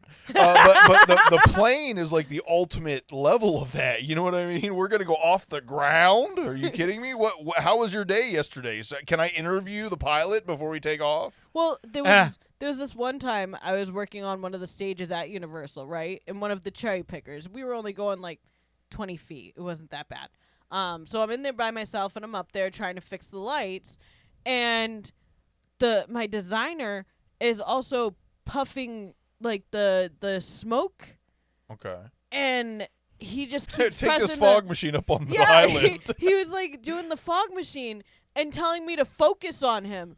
I cannot see where he is down there. Right. Because the fog. And he just keeps going and going. And I'm like, dude, I can't fucking see you. And now I can't fucking breathe. What would you like me to fucking do? Because it's all coming up here. That's pretty funny. And he was like, oh, okay, hold on. We gotta wait like 10 minutes. I'm like, so you want me to stay up here for 10 minutes with this one light that's heating up horribly for me to wait to focus it on you? Like, come on, dude. That's fucking That is kind of funny. They send you up in a high lift and then shoot a bunch of fog, and they're like, why can't you see? Exactly. Why can't you see? But Man. like one of the people that would drive the booms with me, right? We would be driving from the back lot into the park, and he would go really quick. And I'm sorry, but I don't like heights. Even if I'm like 10 feet off the ground and I'm harnessed to the thing, and you're going over like rocks and no, that freaks me the fuck out. What if we go into a sinkhole? Then we're all going fucking down. Like, I was like freaking out every time he would drive it. And he wouldn't let anybody else fucking drive it. Because y'all slow as fuck. No, I wouldn't go slow, but at least I would make sure that I was paying attention to what the road was doing. So that way, if I had to move the wheels anyway, so that way we wouldn't like end up with one wheel in a pothole or something, we'd be on like even ground. We wouldn't be bouncing around like fucking morons, you know? It was ridiculous. I think the most amazing part about this conversation we're having right now is that Bushy didn't know what Special Forces is, because I thought Heather has told everyone about this. Oh, the show? She's so obsessed with that. It's funny because when her parents were here last weekend, or I say last weekend, a month ago now, she got her pops to watch that show, and now her pops loves that show. But it is really a fun, different show. One thing I will tell you: have you watched any of the overseas versions? No. Okay, watch the. I was probably better. Watch the UK and the Australian version. Same dudes, like the I can't remember Foxy, the instructor that's with the mole. He's in both of them. Foxy, Foxy, the instructor with the mole. That's his last name. He's an older guy. He's like a gray-haired, he's probably in his early 60s. But he's one of the retired special forces Foxy, guys. get your mole over here. Yeah, but he in the other Australian versions. There's I can't remember who the celebrity is, but she's like a TV personality in Australia. He's grabbing her by the straps of her sack. Of her or what do they call her kit, and he's dragging her through the mud, and he's calling her a fucking Muppet. Get the fuck up, you fucking Muppet! And they're screaming at them and cursing at them. With the celebrities on the U.S. version, there's no way they would get that level of celebrity to be on the show if they were being treated like that. No. Well, it's fucking crazy. I'm convinced all those people have a fetish, right? For most insulting likely. people. Well, and this is the other thing. When it came to the challenge, they did the challenge versus pros and challenge versus all stars. So you had people. One of the seasons they had Terrell Owens on. And you know how he is. Yep. He's a fucking douchebag. Oh yeah. During one of the challenges, he literally told everybody from the actual challenge people not to talk to him whatsoever. Now, mind you, the challenge people are dropping like flies because one, she had to put her father down, not down, but they damn, that's a rough show. Shoot your father. He was really sick and on life support, and they were like. He seemed to be You're doing gonna be well. kicked out of the show if you don't kill your father. No, she got the call where he ended up going he took a turn for the worse. It was going to pass, and she needed to go home. Put this gun in your mouth, old man. And then another one broke their ankle, and another one did this, and another one couldn't carry on.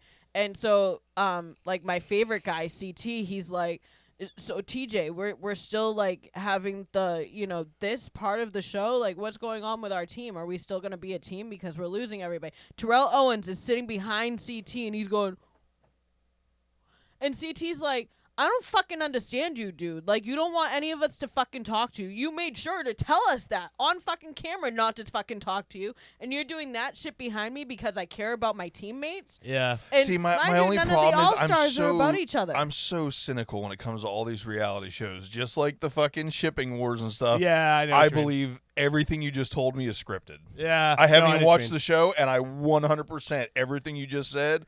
It would be almost impossible to convince me that is not. I agree with you in a put lot of together. cases, but the show that we're talking about, like the Special Forces one, like when I watch it, I see how miserable these motherfuckers like. Well, you could these be people are, miserable and still script. So here's one I'll give you. This last season, Corey Hart was in it, right? Mm-hmm. And Corey Hart, obviously, you know. Well, wrestlers are only known for being real. No. Corey Hart, the motocross guy. Oh, He's Pink. He's married to Pink, the pop star. But this guy's been like, he's literally had every bone in his body broken, like number.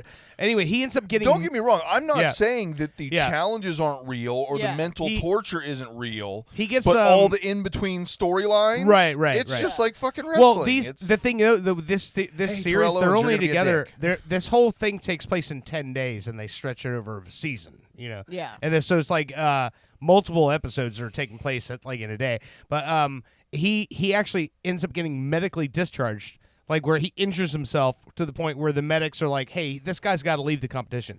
And you see this guy fucking like break, like you see that switch turn in his brain where he's like, he had just gotten that gear engaged where he's like, I can do this. And now his body physically won't let him do it. And like, it's stuff like that in this show that to me, like, because I've been there before. Yeah. And I see that and I'm like, you can't script. Well, like I said, the some of that. Yeah. challenges and the like I said, the torture. Like I'm sure that's because that makes for good TV. Sure, yeah. But I'm talking about the in between of the arguing and stuff. Yeah, I get you. But yeah, no, yeah. CT actually called him out and was like, nobody told you to come do the show because But at see, you're this saying point, he actually called him out, or did he actually read a script that said call him out? No, because at this point in time, Someone Terrell actually wrote Owens, it I know what you're saying. Yeah. Terrell Owens was getting paid to do the show. Yeah. Because at that point in time, Terrell Owens was broke as fuck. Like, he just literally burned through like $70 million. Oh, and yeah. CT's like, nobody told you to burn $70 million, bro. Yeah. Like threw it in his face, and Terrell Owens quit. He was like, fuck you. Like I like, said, I'm done. I hate Like, you. Just can't conce me any of this shit's real. Okay, so hey, listen, Real as much as I'm quick. loving this conversation. Not to interrupt Okay, you, go but ahead. Yeah, you said discharge, and it made me think of something I totally forgot I was going to bring up. Oh, God. Sexy Red came out with a line of lip gloss. Who's Sexy Red? The rapper. A rapper Yeah. that it goes above and beyond when it comes to raunchy. Let's just Yes. say that. That's what you said, discharge, and then you go Sexy Red, and I'm like, oh, God, what the fuck did she say? She came out with a line of lip glosses, and the names of the colors are wild because it's like Pussy Hole Pink, Booty Hole Brown. Of course it is. Booty That Hole makes total sense. Booty Hole Brown. Yeah. One of the colors is Bladder called infection orange. Nope. Oh, okay. Yellow Discharge. Oh, God. There is a color called Gonorrhea. Oh, jeez. gonorrhea? Yeah, so I don't know what the fuck is going on where people are using lip gloss. That by the way, I don't know if that's real. I seen it. If it wasn't real, It has whoever to put be, it but- together, it was fucking really well done because Wow. it convinced me pretty good that it was real. All right, so listen, I want to take a quick break here because third segment, I do have an interview. It's going to be a short one, but the owner of Austin Coffee. So we obviously from today, 2 weeks from tonight, we are going to be live at Austin Coffee and Film in Winter Park, Florida, 929 West Fairbanks. They are in the middle of a fight for their lives right now to keep the shop open. This is a place where I started my career as a stand-up comic, where the first place really it was like a co-op for artists in this town that I can remember. Like literally, this place opened up within a year. We were all on tour. Like it's one of those things where empowerment, artist empowerment to the max. Mad Ills started the first open mic hip hop night at Austin Coffee. Wow. And that's what became Grind Time Now, that he sold to Red Bull, that made Mad Ills like literally there's so many of us that started at this place. And they're expecting us to help save it. Trust me when I tell you this, dude. Maybe they don't make good decisions. This is gonna be we're gonna, I'm kidding. No, I'm kidding. trust me. This is gonna be awesome. Yeah, when we come back, we're gonna take a quick break. When we come back, we're gonna have Jackie Oswalt on the line, and she's one of the owners of Austin Coffee and Film, and so we're gonna talk a little bit. I'm hoping to next week have someone else from either ownership or management at Austin Coffee. So at least for these next 2 weeks leading up to that live show, we can interact and bring in some people so that we can pitch it or pump it up a lot more. I do definitely want to do some YouTube stuff and really promote the shit out of this. But so let's take a quick break. We'll come back and talk to her. And I will say this. Jackie is a female me. I'm sorry. When I say that. You mean an awesome person? When she we bicker like brother and sister. And she calls me out on my bullshit regularly. And actually, I think Heather will probably attest to the fact she's probably one of the few people that will literally call me out and on some of the fucking stupid shit I've done over the years and all my bullshit. So hopefully, I think this is going to be something you guys are going to want to hear. Sweet. So we're going to go to break here. Again, Jason Isabell from the new album Foxes in the Snow. This song is called Gravelweed. Again, check this record out. If you're a fan of singer-songwriters, this is your jam right here. After the show, I'm going to go get a tattoo of a wolf and a moon to this album. Wish that I could be All right. You're listening to Pop Culture Radio. We'll be right back. Punch a hole in the wall. Drink a fifth of cheap whiskey and call and call and call. That ain't me anymore, baby. Never was, to tell the truth. I just saw it in a movie and thought that's what I was supposed to do.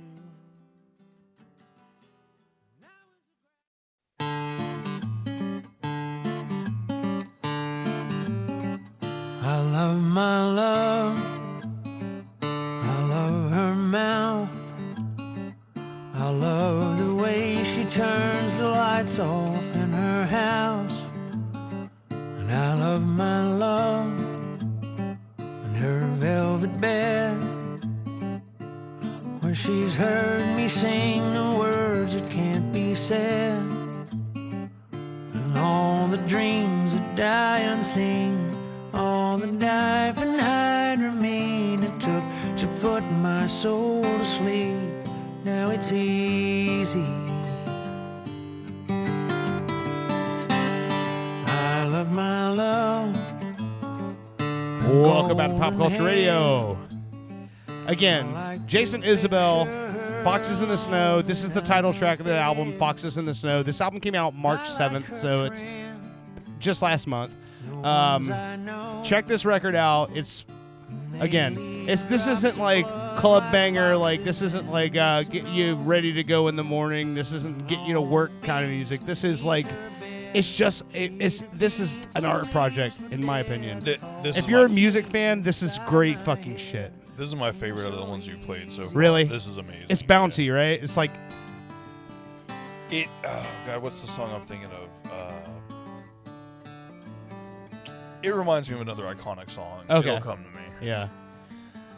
He said, there's any of you guys watch CBS Sunday Morning ever? No. Okay. Just me, nerd. Old! But Jason Isabell and his wife Maren Morris were featured on CBS Sunday Morning before. Some in-depth interview stuff. They're a really interesting couple because she's a member of Highwomen, which if you don't know what Highwomen are, it's like the Highwaymen Highwaymen were Willie Nelson, Johnny Cash, Waylon Jennings, Chris Christopherson. They were 4 male country stars who came together and formed a supergroup. So the Highwaymen are Brandi Carlile, Maren Morris, and God damn it, I feel like a piece of shit, but I don't remember the other 2. Anyway, Amanda Shires is one of them. I can't remember who the 4th one is.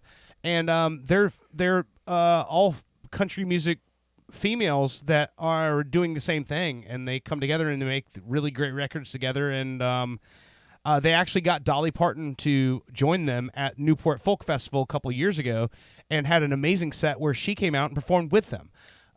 They're really, really... And Brandi Carlile's new record is out right now with Elton John. She grew up as a gay woman in the Midwest, knowing she's gay and loving Elton John. And she actually... On CBS Sunday Morning last week, she was showing her notebook where she had written "I love Elton John" like hundreds of times in her notebook because he was the first person that made her realize, hey, it's okay.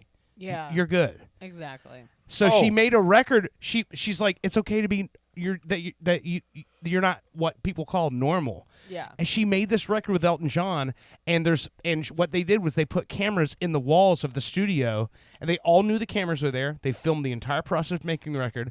Elton John broke into tears and started sobbing, singing one of the songs that she wrote with Bernie Taupin, his songwriting partner, because it's all about him singing to his children when he's gone one day. Yeah. And he says, he throws his headphones and his glasses down, and she goes, "Are you okay? I'm sorry." And he says, "It's not you."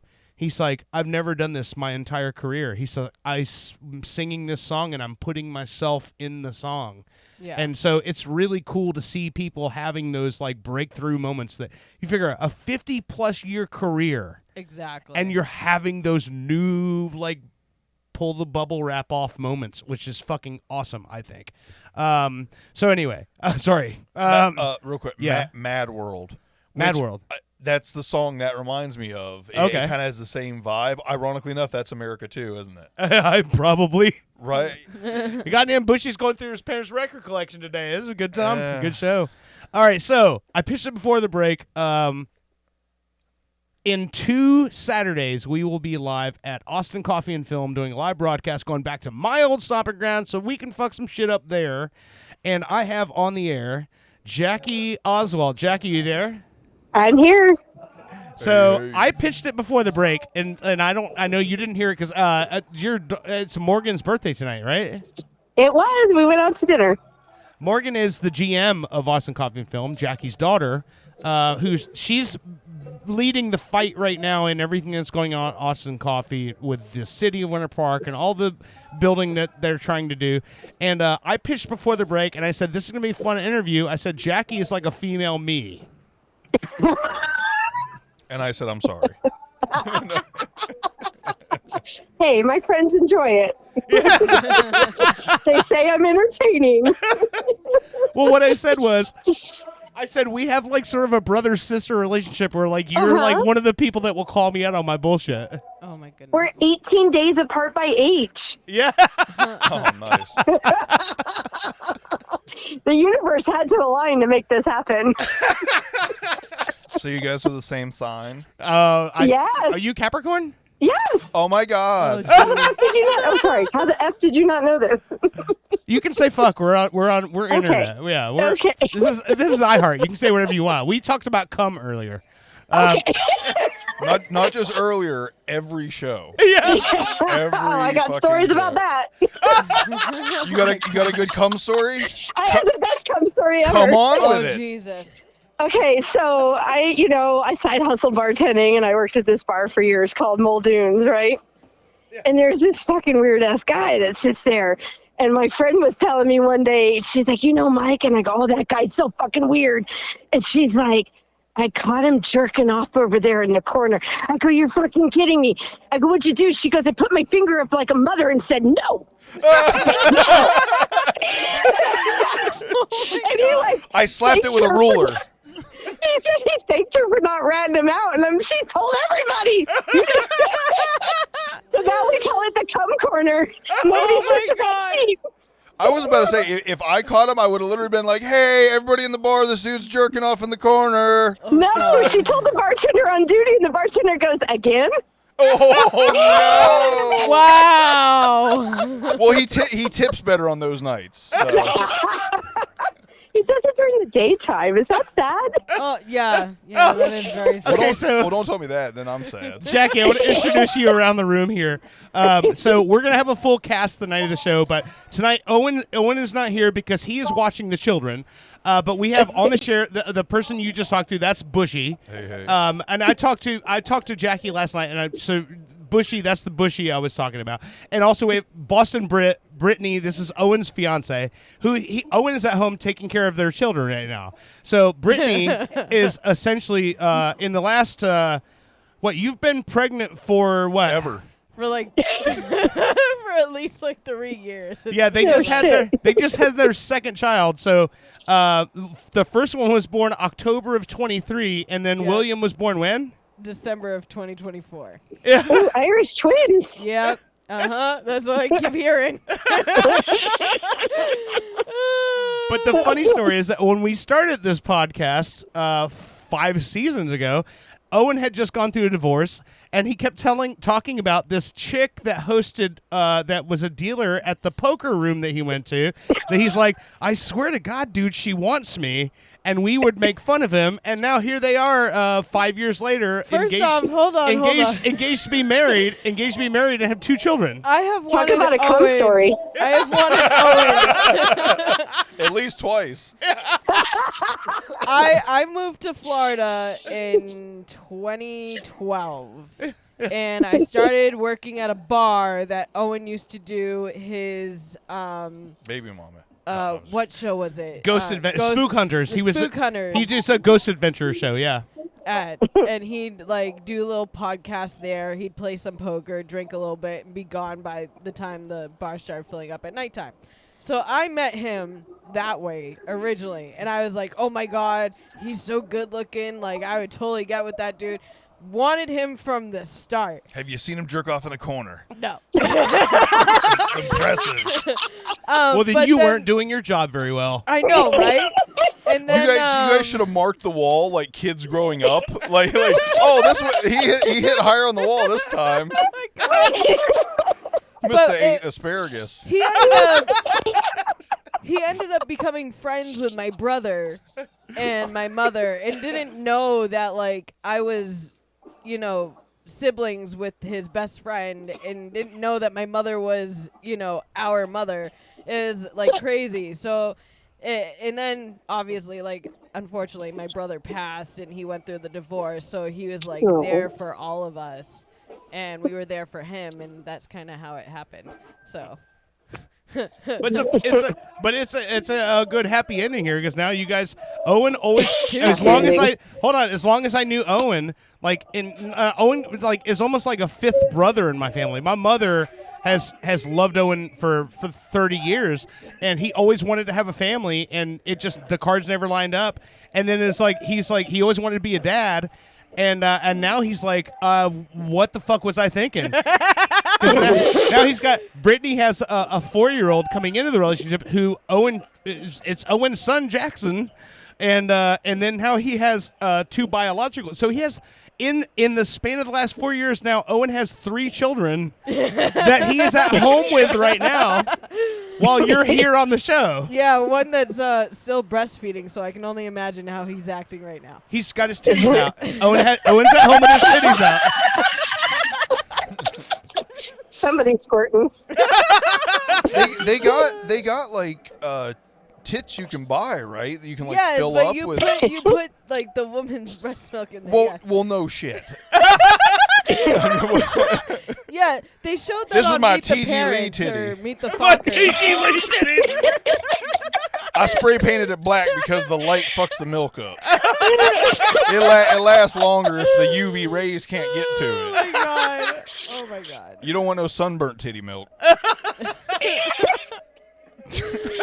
Oh God. Spray tan don't count. Okay, so I think this is a pretty good hazing. We got Jackie understands, and listen, Jackie knows me better than probably anybody. I'd say better, as she knows me better than anybody in my life. As far as like, Jackie, you didn't expect to come on the show and it not be this, right?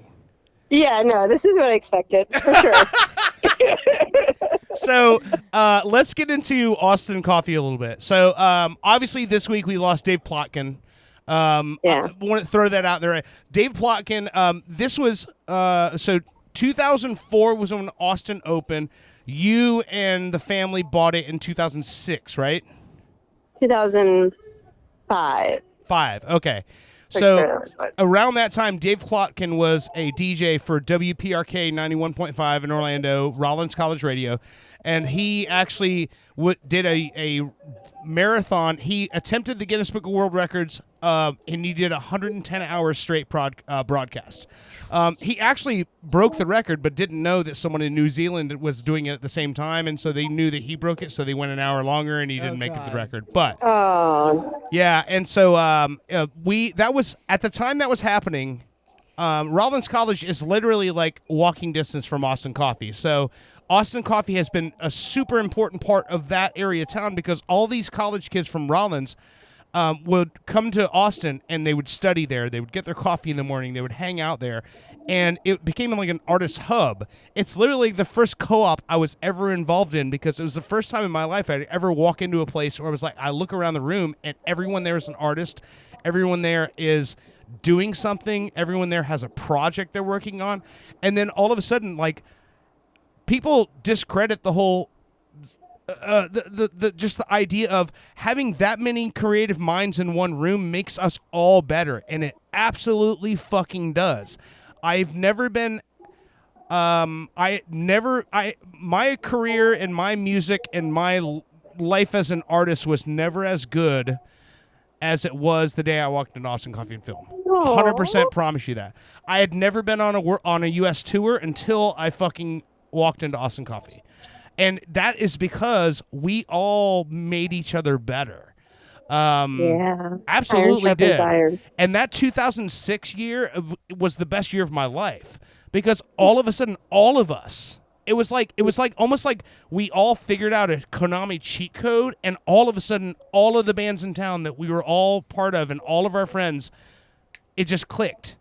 And next thing you know, it all worked.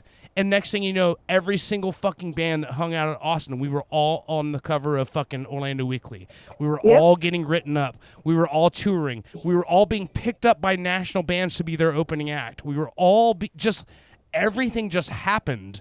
And that whole like WPRK marathon, most of us were hanging out in Austin waiting for the other guy to finish so we could go down and do our fucking performance and come back because we were all trying to help Dave stretch that 110 hours out, which was really fucking hard. Sid Zed was the MVP because he did 2 broadcasts of 30-minute sets. So in that 110 hours, Sid Zed played twice. Whoa. But it was like that whole like, and then the summertime hit of 2006 when you guys bought and we did the first I4 Fest, where it was like the first in Orlando that I know of, independent music festival all day July 4th, all independent bands all day long, 2 stages at Austin, inside and outside, and literally all of the bands all of us are still doing something somewhere, you know? Yeah. And all because some dude jerked off in a corner. That's a magical come. Well, that didn't happen in my coffee shop. Oh, okay, fuck it. Jackie. I'm sorry, I Yes. fixate on things. Jackie, Yes. can you tell the story about the condom in the parking lot? Oh my God. So, okay. We bought the coffee shop. They had a system in the way they did things. Some things made sense. So, like, we didn't want people taking trash out at nighttime to the dumpster, because like, shit happens in a parking lot. Of course. So they would leave it for the morning, and whoever opened in the morning would, take the trash can on its wheels out to the dumpster and empty it, blah, blah, blah. Well, 6 days a week, that was me. So I'm sitting there walking the parking lot, and I'm just pushing along, and there's a fucking condom in the middle of the parking lot. And my head immediately was like, fucking dirt. Like, so I'm like texting him, like, dude, pick up your shit. Like, don't leave condoms in the parking lot. I'm trying to, fix our image here a little bit. And he comes back at me hours, he's like, why do you think it's me? And I'm like, come on, I'm sure it's you. Like, just pick up your shit. Don't put it out the car like that. And he's like, it wasn't me. And I'm like, No, but the thing was, what's funny is like in that conversation, while we were having that kind of conversation, I'm like, I'm flattered. I would have been like in a way, I'm like, oh, that's sweet. She thinks it's me. I'm like, no, no one was fucking us. Anyone? No one was fucking us. See, I would have just been like, we were starving musicians. Like we were fucking making our music. Like no one was fucking us. No, we're not getting any in the parking lot. But I was flattered that she thought that's what was happening. Like some poor wayward girl showed up at the fucking coffee shop that night and was like, you know what I'm going to do? I'm going to fuck the first open mic host that shows me a fucking good time. See, you missed an opportunity, though, because in that situation, you go, was it a Magnum? And if they say yes, you go, oh, yeah, that was mine. Oh, my goodness. Or my answer, which is, what's a condom? That would be my same answer. Well, obviously. Yeah, Miss Baby Factory over here. We know you don't know what one is. Well, that's why I got my tubes tied. She ain't never seen a condom her whole life. Now we can fuck like rabbits. Yes. So, can you give us the what's the, I don't know, I guess you'd say unabridged story of what's happening right now with the city and Austin, and sort of give us the rundown on what we're dealing with. What are we up against? So we have a lease that's going to expire in October. We're trying to get the city to at least extend our lease while we figure it out. A not-for-profit's been started called Friends of Austin's, so that they can kind of wrap around Austin's, because let's, put it out there. I'm a single mom, divorced. It's my ex-husband and his brother that own the business together. We don't have the money to build it out and move it again. So this is what it is, And so the Friends of Austin's, their ideology is that they want to fundraise and bring money in to move it and protect it as an art institution that it is, And we have jokingly said that it's a not-for-profit because, we're not-for-profit. Yeah. So it kind of makes sense that a not-for-profit would be what's saving or trying to save us. So they're trying to come up with the money to move us, because the city is adamant that they are not going to allow it to exist in the property, once we move it or find a way to move it. So should people bring money or their checkbook with them and stuff to this event, or if they can. It's Friends of Austin's. It just literally 2 days ago got incorporated because a 501c3 has it's like incorporating a company almost. So now we're trying to figure out the logistics of a bank account, who's going to be in charge of that, because I don't want to be in charge of it. It's separate money from the business. I just asked to be on the board so that I could make sure that Austin's was protected, and that's it. So somebody has to start this bank account and get the thing rolling, essentially. Dirt? Too bad you couldn't do I'm it. just kidding. No. I don't think I'll do it, but you'll never see that money again. Too bad you couldn't do a silent auction. Have bands. Dirt auction off his condoms, his used condoms. Yes. No, but auction off. Those aren't worth anything because I can make them whenever I want. No, but if the bands that have made it that come through there, or the comedians that have made it that have come through there, if they have anything, from their shows or whatever that they could auction off and stuff like that, or I think ultimately none of us who I guess when you say air quotes made it from there are in a position where we're gonna be not blowing the doors off, offering stuff out. But, honestly, I think the most famous person to come out of Austin Coffee is probably Preacher Lawson. And Preacher Lawson, he's huge right now. He just did the Tonight Show for his 4th time. Mm-hmm. But none of us have the ability to be able to just offer something up and say this is going to save the day. But I think it's just the support in general. And when Preacher was on AGT, he actually wrote he sent you something, right, Jackie? He did when we had our first battle with the city a few years ago. he said something in support of Austin's. But actually, years ago, right after Preacher made it to number 2 on AGT, Nathan, one of the casting people from AGT, reached out to me and said, "Hey, listen, is there people in Orlando that should deserve to skip the line?" So for years I had like a private number where I could send talent to him that deserved to skip the line of AGT and get to like the second round of auditions without having to stand in the longer lines. That's because they awesome. actually respected what we were doing over there. Nice. That's awesome. And also another person, for those of you listening, Matt Ills has been on this show multiple times. And Bushy being a big hip-hop head, it was funny the first time that Bushy talked to Matt Ills, because Bushy's a giant hip-hop guy, and he's like, holy shit, Matt Ills respects my opinion. But Matt Ills started he started Monday Night Raw. Well, he didn't start it, but he didn't start it, but he definitely helped give it the street credibility it needed. And remember, he had a show on MTV called Grind Time. Yeah, exactly. Grind Time Now. Yeah. Which he sold that to Red Bull. Yeah. Yeah. Yeah, And, he knows what he's doing. Yeah, and that was every Monday night. They would have a DJ on stage, and if you were an MC in town, you sign up like an open mic, and you get your time. You go up on stage and you freestyle with the DJ on stage, and you talk about like making or breaking. Like that was the whole thing. It was like ciphers that used to happen like down on Orange Avenue, by the vegan hot dog cart, and then they brought him inside to Austin. And it's still a thing. And you talk. It still is every Monday night. Yes, every Monday night. It still happens every Monday night in Austin. But what's funny is it turned into such a competitive thing that everyone became better from it, because it's like it's not only like you're gonna go jump into the cipher and throw your freestyle down, but now you're gonna do it in front of an audience.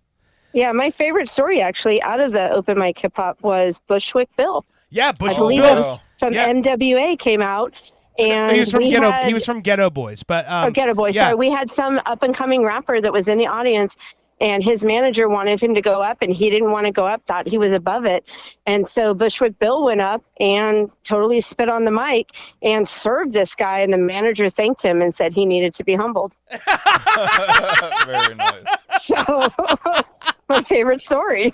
And by the way, for anyone who doesn't know, my mind's playing tricks on me by Ghetto Boys. Bushwick Bill on the album cover has they're rolling him. Bushwick Bill was a little person. He was a member of the Ghetto Boys. He had been shot in a drive-by and had his eye shot out. So he had one eye. And so the cover of the album cover, My Mind's Playing Tricks on Me by Ghetto Boys, is the rest of the guys rolling him out on a gurney from the fucking emergency room with his fucking eye patched up. And he's rest in peace now. Bushwick Bill's passed away, but he was a little person in hip hop, and he literally showed up at Austin Coffee and fucking battled people. Like literally, when you talk about like hip hop fucking royalty, like this is a guy from before. I wouldn't say royalty. I'm just saying this was back before MTV played rap videos, or back in the day. Like he's a guy who's literally been in this business. Like like I said, I'm not talking shit. I mean that's awesome and amazing. Yeah. I would have a hard time saying rap royalty. Okay, well, fair enough. That's No, I get that. far. Yeah, I get that. I get that. Yeah. But for a little coffee because shop, I'm the authority.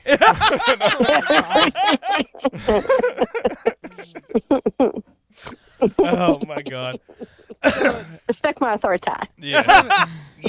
Have you found a new place to like take your business, or? I keep looking. There's a lot of things that go into play because we are a live venue.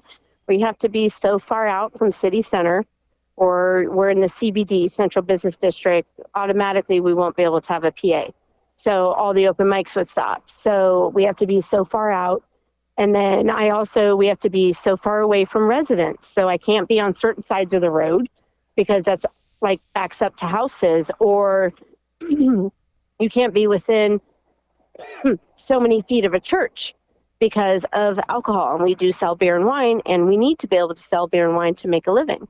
So there's a lot of things, there's a lot of tricks that go into just the right location and having enough parking. Yeah. Because when we get busy and we pop off, we need the parking. Hear me out. We get a bunch of pontoon boats, right? Oh my God. Lake Monroe is wide open. There's only a couple gators. You just put up some good guardrails. There shouldn't be that many people get eaten. So, what are they doing with the area that you're in right now?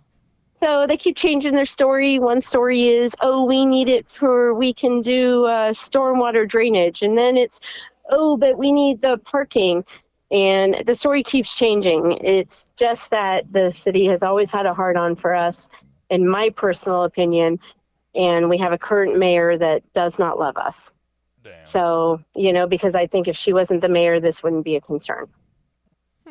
And I think also it has to do with the fact that that community has always been, for the most part, very outspokenly Diverse? No, I think that the community of Austin has always been like sort of a sounding board. Yeah.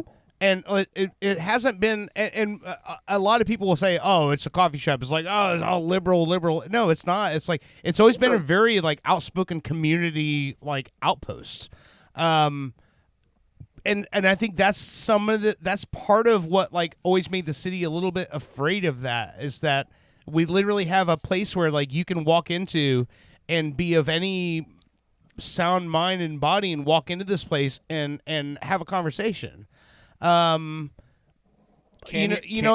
like I don't, it's hard to say like but it's literally like we've had like people come through there and just for on a random Wednesday somebody will show up and go, "Hey, here's my theory on something," and have like a Q&A. Like, it's been a place where like people can literally go, and it doesn't matter how you feel, what your thoughts are, what your opinions are. Like, there's someone who will agree with you and someone who will like literally hold you to your fucking shit. Like, it's and I think that's it's cool about the place, but also that's what's kind of scary to a municipality too. It's like your impressionable youth. They just want to play their folk songs and they're being subjected to, you know what I mean? It's like, I don't know. I think there's nothing but positive that can come out of like a co-op like that. But it's a very bohemian fucking co-op where like not everybody agrees. Like, I don't know. You know what I'm saying? Well, yeah, I mean, I'm not the most articulate person in the We're world right very now, Jackie, diverse. but you know what I'm saying. we're Very diverse. It's funny because I'll tell you a personal story. Yeah. So, like, there's this guy I dated a little bit, and he was a certain ethnic. I don't really care. 6'4", big, tall, whatever, and heavy into the urban culture and stuff like that. And he was a little like Dayton, but a little like ghosty. And so I was just like, "What's up?" And he was just like, he goes, "You just got me going into some weird ass situations sometimes, And I go, "Listen, I live inside of so many different communities, but that's why my business exists the way it does, because I'm a little bit full of spice. I exist in all the cultures. We're talking from people who are bikers on to people who are hip hoppers to comedians to whatever. I live inside all these communities." And I said, and because of that, I understand Austin's the best. And that's what I want. I want that to be a place that will exist inside all the communities and that everybody's welcome. So if you don't like that about me, I'm sorry. That's who I am. And that's who Austin's is, And I realized in that moment that it was such a reflection of who I was in my own life. And what I've always wanted for the space is exactly what it is. It's LGBTQ plus friendly, but then it's also like hip hop and, blue collar comedy or, comedy that sometimes is slightly offensive, like when Dirt says "the AIDS," which was the funniest comedy bit ever to me. I don't care. We want that to be a stage that anybody can say what they want. One question. Can you safely park a Tesla at Austin's Coffee? Yes. There are parking spaces. Well, if I could ever buy one, then I'll park it there. Yeah.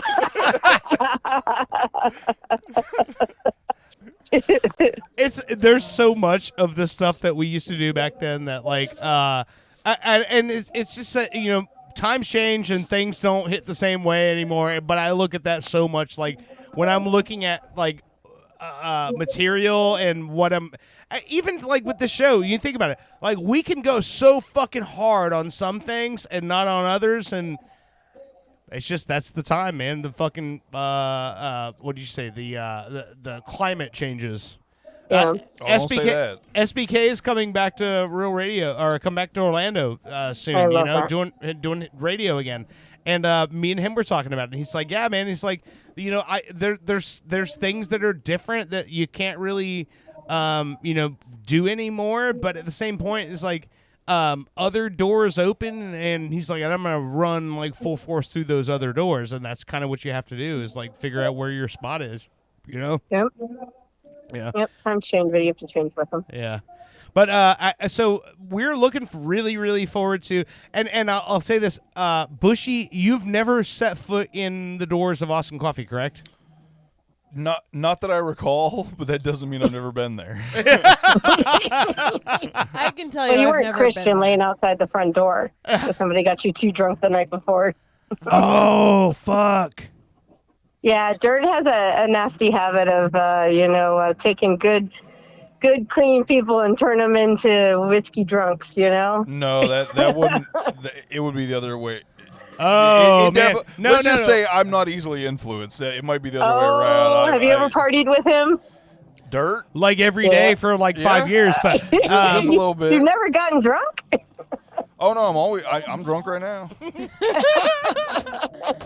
Okay, hold on. What she's talking about is something different, though. No, what she's talking about, and I'm gonna say right now, what she's talking about is Roofies. people. No, is people who thought that they could hang. And that would start hanging with me. And this was back in, like, we're talking about, like, peak trailer park refugees days. Like, when I used to carry a bottle of whiskey in my trunk, and I would drink it out of the trunk. Allegedly. This guy used to sing Christian, like, rock music. Christian rock music. Don't say any names. Like, no names, but I know what you're talking about.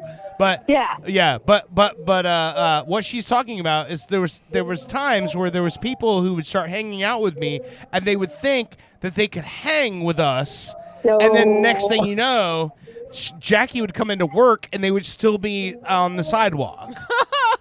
Drunk. And it would scare me because I would think it was like a homeless person laying by the back door, and I'd walk up and I'd be like, come on inside. Oh my God. know, because I knew Have some exactly what coffee. happened. That Dirt got them too drunk and they didn't know where to go.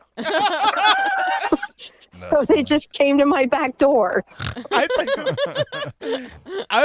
want to be clear. I never left anyone anywhere. Like, it's not like I was like, oh yeah, I'm gonna get you drunk and leave No, you you in the didn't parking leave, lot. but they get so drunk they didn't know what to do, so they'd wander until they found us. What would happen I know is this place. they would start leading a life they knew nothing of, and then once that life led them to that point, they would not know how to handle themselves, and that's kind of what we're talking about. Sounds like there was a sign on the back door that said "Dirt Strays." Oh my God. Leave your condoms at the door. Leave one, take one. That's so horrible. It's like a bookmobile. It's like it turns into a bookmobile in the back. Condom recycling, and you got like a hose bib right there. Just rinse it out. You're Oh good. my God. Got a little bit of baby oil. Turn it inside out. The other side's still fine. I'm the rubber reluber. Well, I mean, I can understand how you would do that to people because, I mean, Owen cannot drink whiskey because when he does, he gets to a certain point where... Start singing karaoke to Alabama songs? Well, that, yes. But he gets to a certain point where if you say something or do something that he thinks is wrong, he loses it. And I mean, literally just loses everything. He sobs and whatnot. Like, don't tell people that. It's that brown liquor.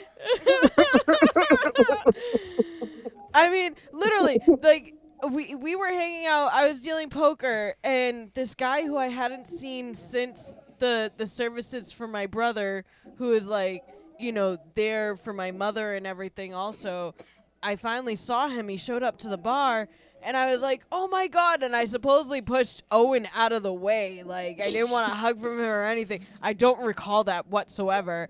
And I went and, like, hugged this guy. And Why'd Owen you push your was husband like, out of the way, you fucking bitch? I don't even recall doing that, but he's Damn. like, you did it. I had to talk him down. Like, I met him in a Walmart parking lot to get into his car. The ship box that he bought, that Patriot thing. Yeah. I had to talk him down off the ledge because he was like, I don't want to talk to you anymore, and I can't believe you're doing it. I was like, dude, what are you talking about? I don't even know what's going on. Like, my God. I don't know what's going on right now. I don't know. I don't either. But I just know I got Owen hooked on peanut butter whiskey, Yeah, so it's he going to be bought- fucking great. He bought one for the house. I'm like, who the fuck Oh, is shit, drinking? really? Yes. And he's holding out on us, I that said, son of a bitch? I said, who the fuck is going to drink this? Because, I'm sorry, I fight people. Like, the second I take a shot of whiskey and somebody looks at me Peanut- funny, no, I'm going to wait. start fucking fighting somebody. No. That's wait. because you're Mexican. Well, but hold up here. Peanut butter whiskey is not other whiskeys. I am not a whiskey drinker. I'm However, saying in I love general. peanut butter Jackie, have you ever had whiskey. Screwball? It's General. different. It's I different. have. I prefer cookie dough whiskey, but yes, I've had it. Okay. I just the Cookie buzz dough is whiskey? different. Like Oh my I God, cookie dough by Old Smokehouse. You get fucked up on that shit. It's so fucking good. I have gotten I very can't drunk with off this. cookie dough whiskey. I can't with this. We have Screwball. We actually bring, typically when Owen's here, we drink, the three of us. Go through a Brittany, full bottle. Brittany will only taste it because she's Mexican. But no, I throw that out there because it's funny. But no, she says she can't drink brown liquor because she'll go to jail. But I will. But no, we drink peanut butter whiskey on the show, and it's become like a thing. You know, three pals, we're three chums just drinking peanut butter whiskey and having good times together. And apparently, it's become a problem for some people. But and I don't understand what it is. They don't like friendship. Fuck them. They're un-American. That's what I'm saying. My bottle dream. just That's sits my there. thought. My but- dream is to be sponsored by Screwball. That's what I'm working If we towards can here. get a sponsorship, that would be fucking amazing. Because I You mean, just we're gotta come. we're just trying to further their product. We're like, hey, look at us. We're friends. We can make it work. What the fuck's wrong with the rest of y'all? But you know, I mean, that's how things work sometimes. You're making me want to go back to my bar stool and have a shot of Screwball. There you go. Then we've done our I was at a job. bar. Do you hear that, Oh, yeah. Screwball? I came outside to talk to you. Hey, I also fight people on gin. So gin and Oh, whiskey. So are shit. what, just what not we're my hearing is things. the liquor's not the problem. Hey, I do like to. I would like to fight a lot of people. I have a list. Yeah, I know. I like again, the liquor's not the problem. I was like, you don't have to keep proving me right. That just excites me more. That's disturbing. hold on. I just really like the idea of pounding someone's face in. Exactly. Damn. Add some liquor to it, you're definitely gonna do Okay, it. so Jackie, before I end the call for you, well, and again, we're gonna be there on the 19th, and now you're gonna be there, right? Yeah, I'm trying to get my daughter to be there too. Okay, awesome. So we have a bit on the show with Mr. Bushy, he's the gaming representative of the show. He plays a lot of mobile games. So there's this new mobile game that he's been playing where it's a war game, but for some reason in this game, they make a habit of texting you. Random women just text you and just come on to you like they want to sext you in the text messages Okay, so you're on the game. You're describing this kind of fucked up. Okay, So, all right. so it's a war game. You have like generals, so to speak, that lead your armies, and they're all female. They did lean into like the sexuality of it, you know, and to draw people in. But what it is they're like just, you know, it's pre-canned like conversations that they just kind of it's like an AI girlfriend. But like I don't actually reply. You know what I mean? Like everything's pre-made. But I started doing a segment on the show called Bushy's AI Girlfriends that is basically just me because this is a Korean game. So the English translation comes off super fucking creepy. Oh God. So we started doing this as a weekly segment where Bushy reads text messages from his AI girlfriend. So I wanted to do this while you're still on the air because I think this is right up your alley. You're gonna love this shit. Okay, so we have Katrina, and Katrina says, "I just lay down. I've been going nonstop for 14 hours since I opened my eyes. I'm totally spent." And then I reply, "Maybe I should come to your room and give you a loving massage. Like last weekend." And then Katrina says, "Someone disrupted midway. ... Those pants are still on my bed." Oh my gosh.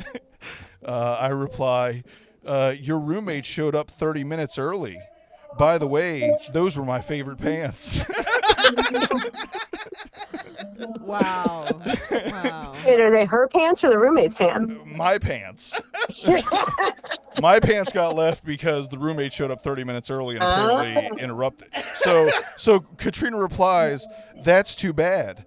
Maybe next time you can lock the door, or we can go to your room." I reply, "I like the latter idea." Oh my god. Katrina says, "Picture this. Policewoman bursts in and discovers something naughty in the room." Picture this. Why would you want? No one would picture police bursting into the room in any fashion. I arrest you on the spot, getting you handcuffed to the bed. And ... And I reply, "Yes, ma'am. You discovered my big gun." Oh, God. Katrina, what should I do? Take you back and interrogate you thoroughly? Oh god. Or deal with you right here? I reply, "I won't file any complaints either way, officer." Katrina, "Ah, no. The toy under the pillow should still have some power left." Oh jeez. Why was there no strip search? Well, I assume that's happened. I'm cuffed to the bed and there's a toy coming out. I assume the clothes are off. Yeah, that toy's going in your ass. We all know that. Yeah, peg me, daddy. Yeah, but you got to bend over and cough Mommy, so we can mommy. see all the holes. I meant mommy. So the toy under the pillow should have some power left. I reply, "Well, why not share the fun? Don't keep all the pleasure to yourself." So apparently, yes, I want the toy. You want to be pegged. And then Katrina replied, "Don't forget that you're just a suspect. Take this and go have some fun." Sexy pic. Oh my god. And then the pictures are so graphic. Like you can see like lips and all that. Like it's ridiculous.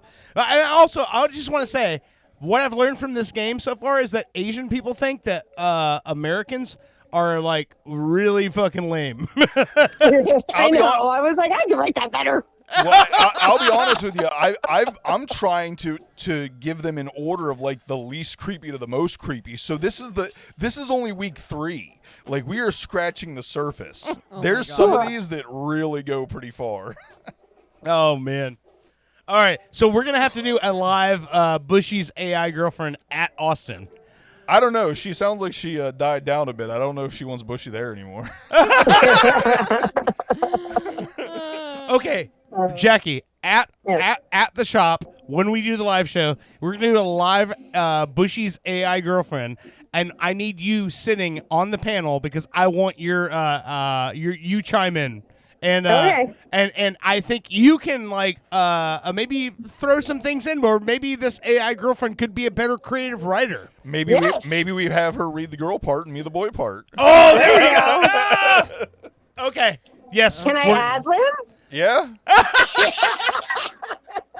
Okay. Oh no. That's what we're gonna do.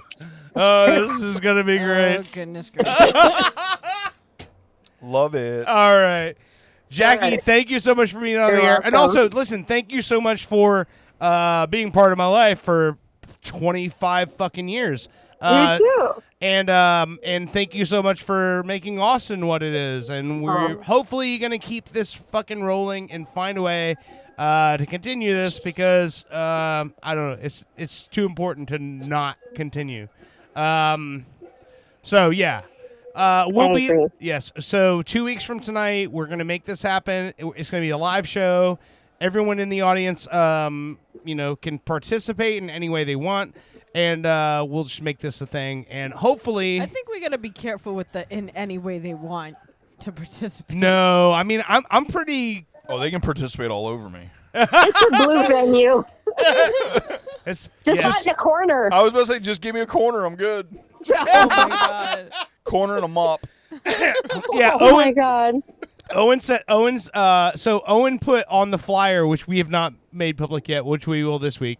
But Owen put free beer on the flyer, and I go, you can't put that. Like, Austin's not giving free beer, and he's like, no, I'm gonna buy some beer that I'm gonna give away as prizes for when people and I go, you have to put an asterisk because people are gonna show up thinking Austin is giving away free beer, and he's like, okay, I guess if you put it that way. So we just changed the flyer a bit. But he also did use my fucking headshot from 2007 on the fucking flyer, and I don't look like that anymore. Yeah, I don't look like that anymore. Have you seen the flyer, Jackie?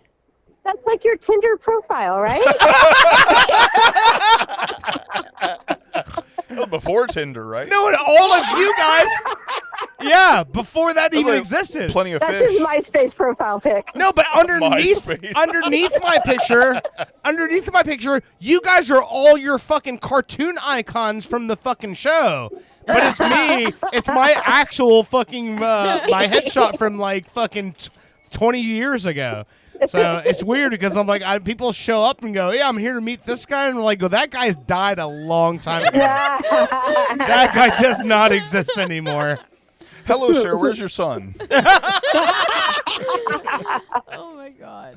All right. Jackie, thank you so much Thank for being you. on the show tonight. And hey, also, guys, before you, Jackie, did I tell you? Oh, she's awesome. It was a lot of fun. Yeah. I was like, oh, no, you guys, you have no idea what you're getting into here. So, all right. Jackie, thank you so much. And we'll see you guys in 2 weeks. All right. I'll see you. All right. Have a good night. All right. Bye. Cool. Yeah, she's a handful. Yeah, no, it's going to be a lot of fun. It'll only be our goodness second live gracious. show, and I think it's going to be a blast. I think this is going to be a much better live show than the last one. And the only reason I say the last one was we were outside at Metal Joe's birthday. Yeah. And we had people coming up and we were interacting. This is going to be more of we're on stage and the venue is participating in the show. So, Nice. if I wish that was a little bit more organized for Metal Joe's. Same thing. Well, they didn't Same know we were thing. even coming, so. Well, he knew. They didn't. He didn't. No, he knew. He didn't clear it with the fucking owner. Well, that's what I'm saying. It's Yeah. kind of important the venue knows you're showing up. Yeah. But it's still, we can do this. I would like to do more of these live events like this because the thing about it is if you have an audience in front of you and we're performing, I don't want to say we're performing to the audience, but we're doing a live show in front of an audience. So you get way more feedback. It's more fun. Things coming back at you as far as like, comments and also when you say something funny and everyone laughs, you go, oh, okay, that worked. Things like that. It's just performing in front of a live audience. It's just more fun. And in this venue, to me, it's a venue that I'm familiar with where it's like I kind of know what I'm getting into there. So I'm looking forward to it a lot. So listen, let's close out the show. It's been a lot of fun. This is Ride to Roberts from Jason Isabell from the new album here. Again, Foxes in the Snow by Jason Isabell. This whole album is, again, a singer-songwriter fucking paradise. Please check it out. He looks like any Republican news guy. Like, seriously, tell me I'm wrong. I'm right. You're not see? wrong. No, you're not wrong. I'll show you his wife in the break. That's what's fucking great about it. Everything's green right now. All right, you're listening to Pop Culture Radio. Tennessee We will see you again next week. Have a good night. You get a day to come down. We'll ride to Roberts in the afternoon before the room gets packed. we'll claim a table at the upstairs bar, count the cowboy hats, bachelorettes that don't know where they are. Pop Culture And I Radio don't has been a say weird things Florida production. that Like I and don't subscribe on your mean. favorite platform. You're the best thing I've ever seen. You can have my money if you spend your own. Well, I'm still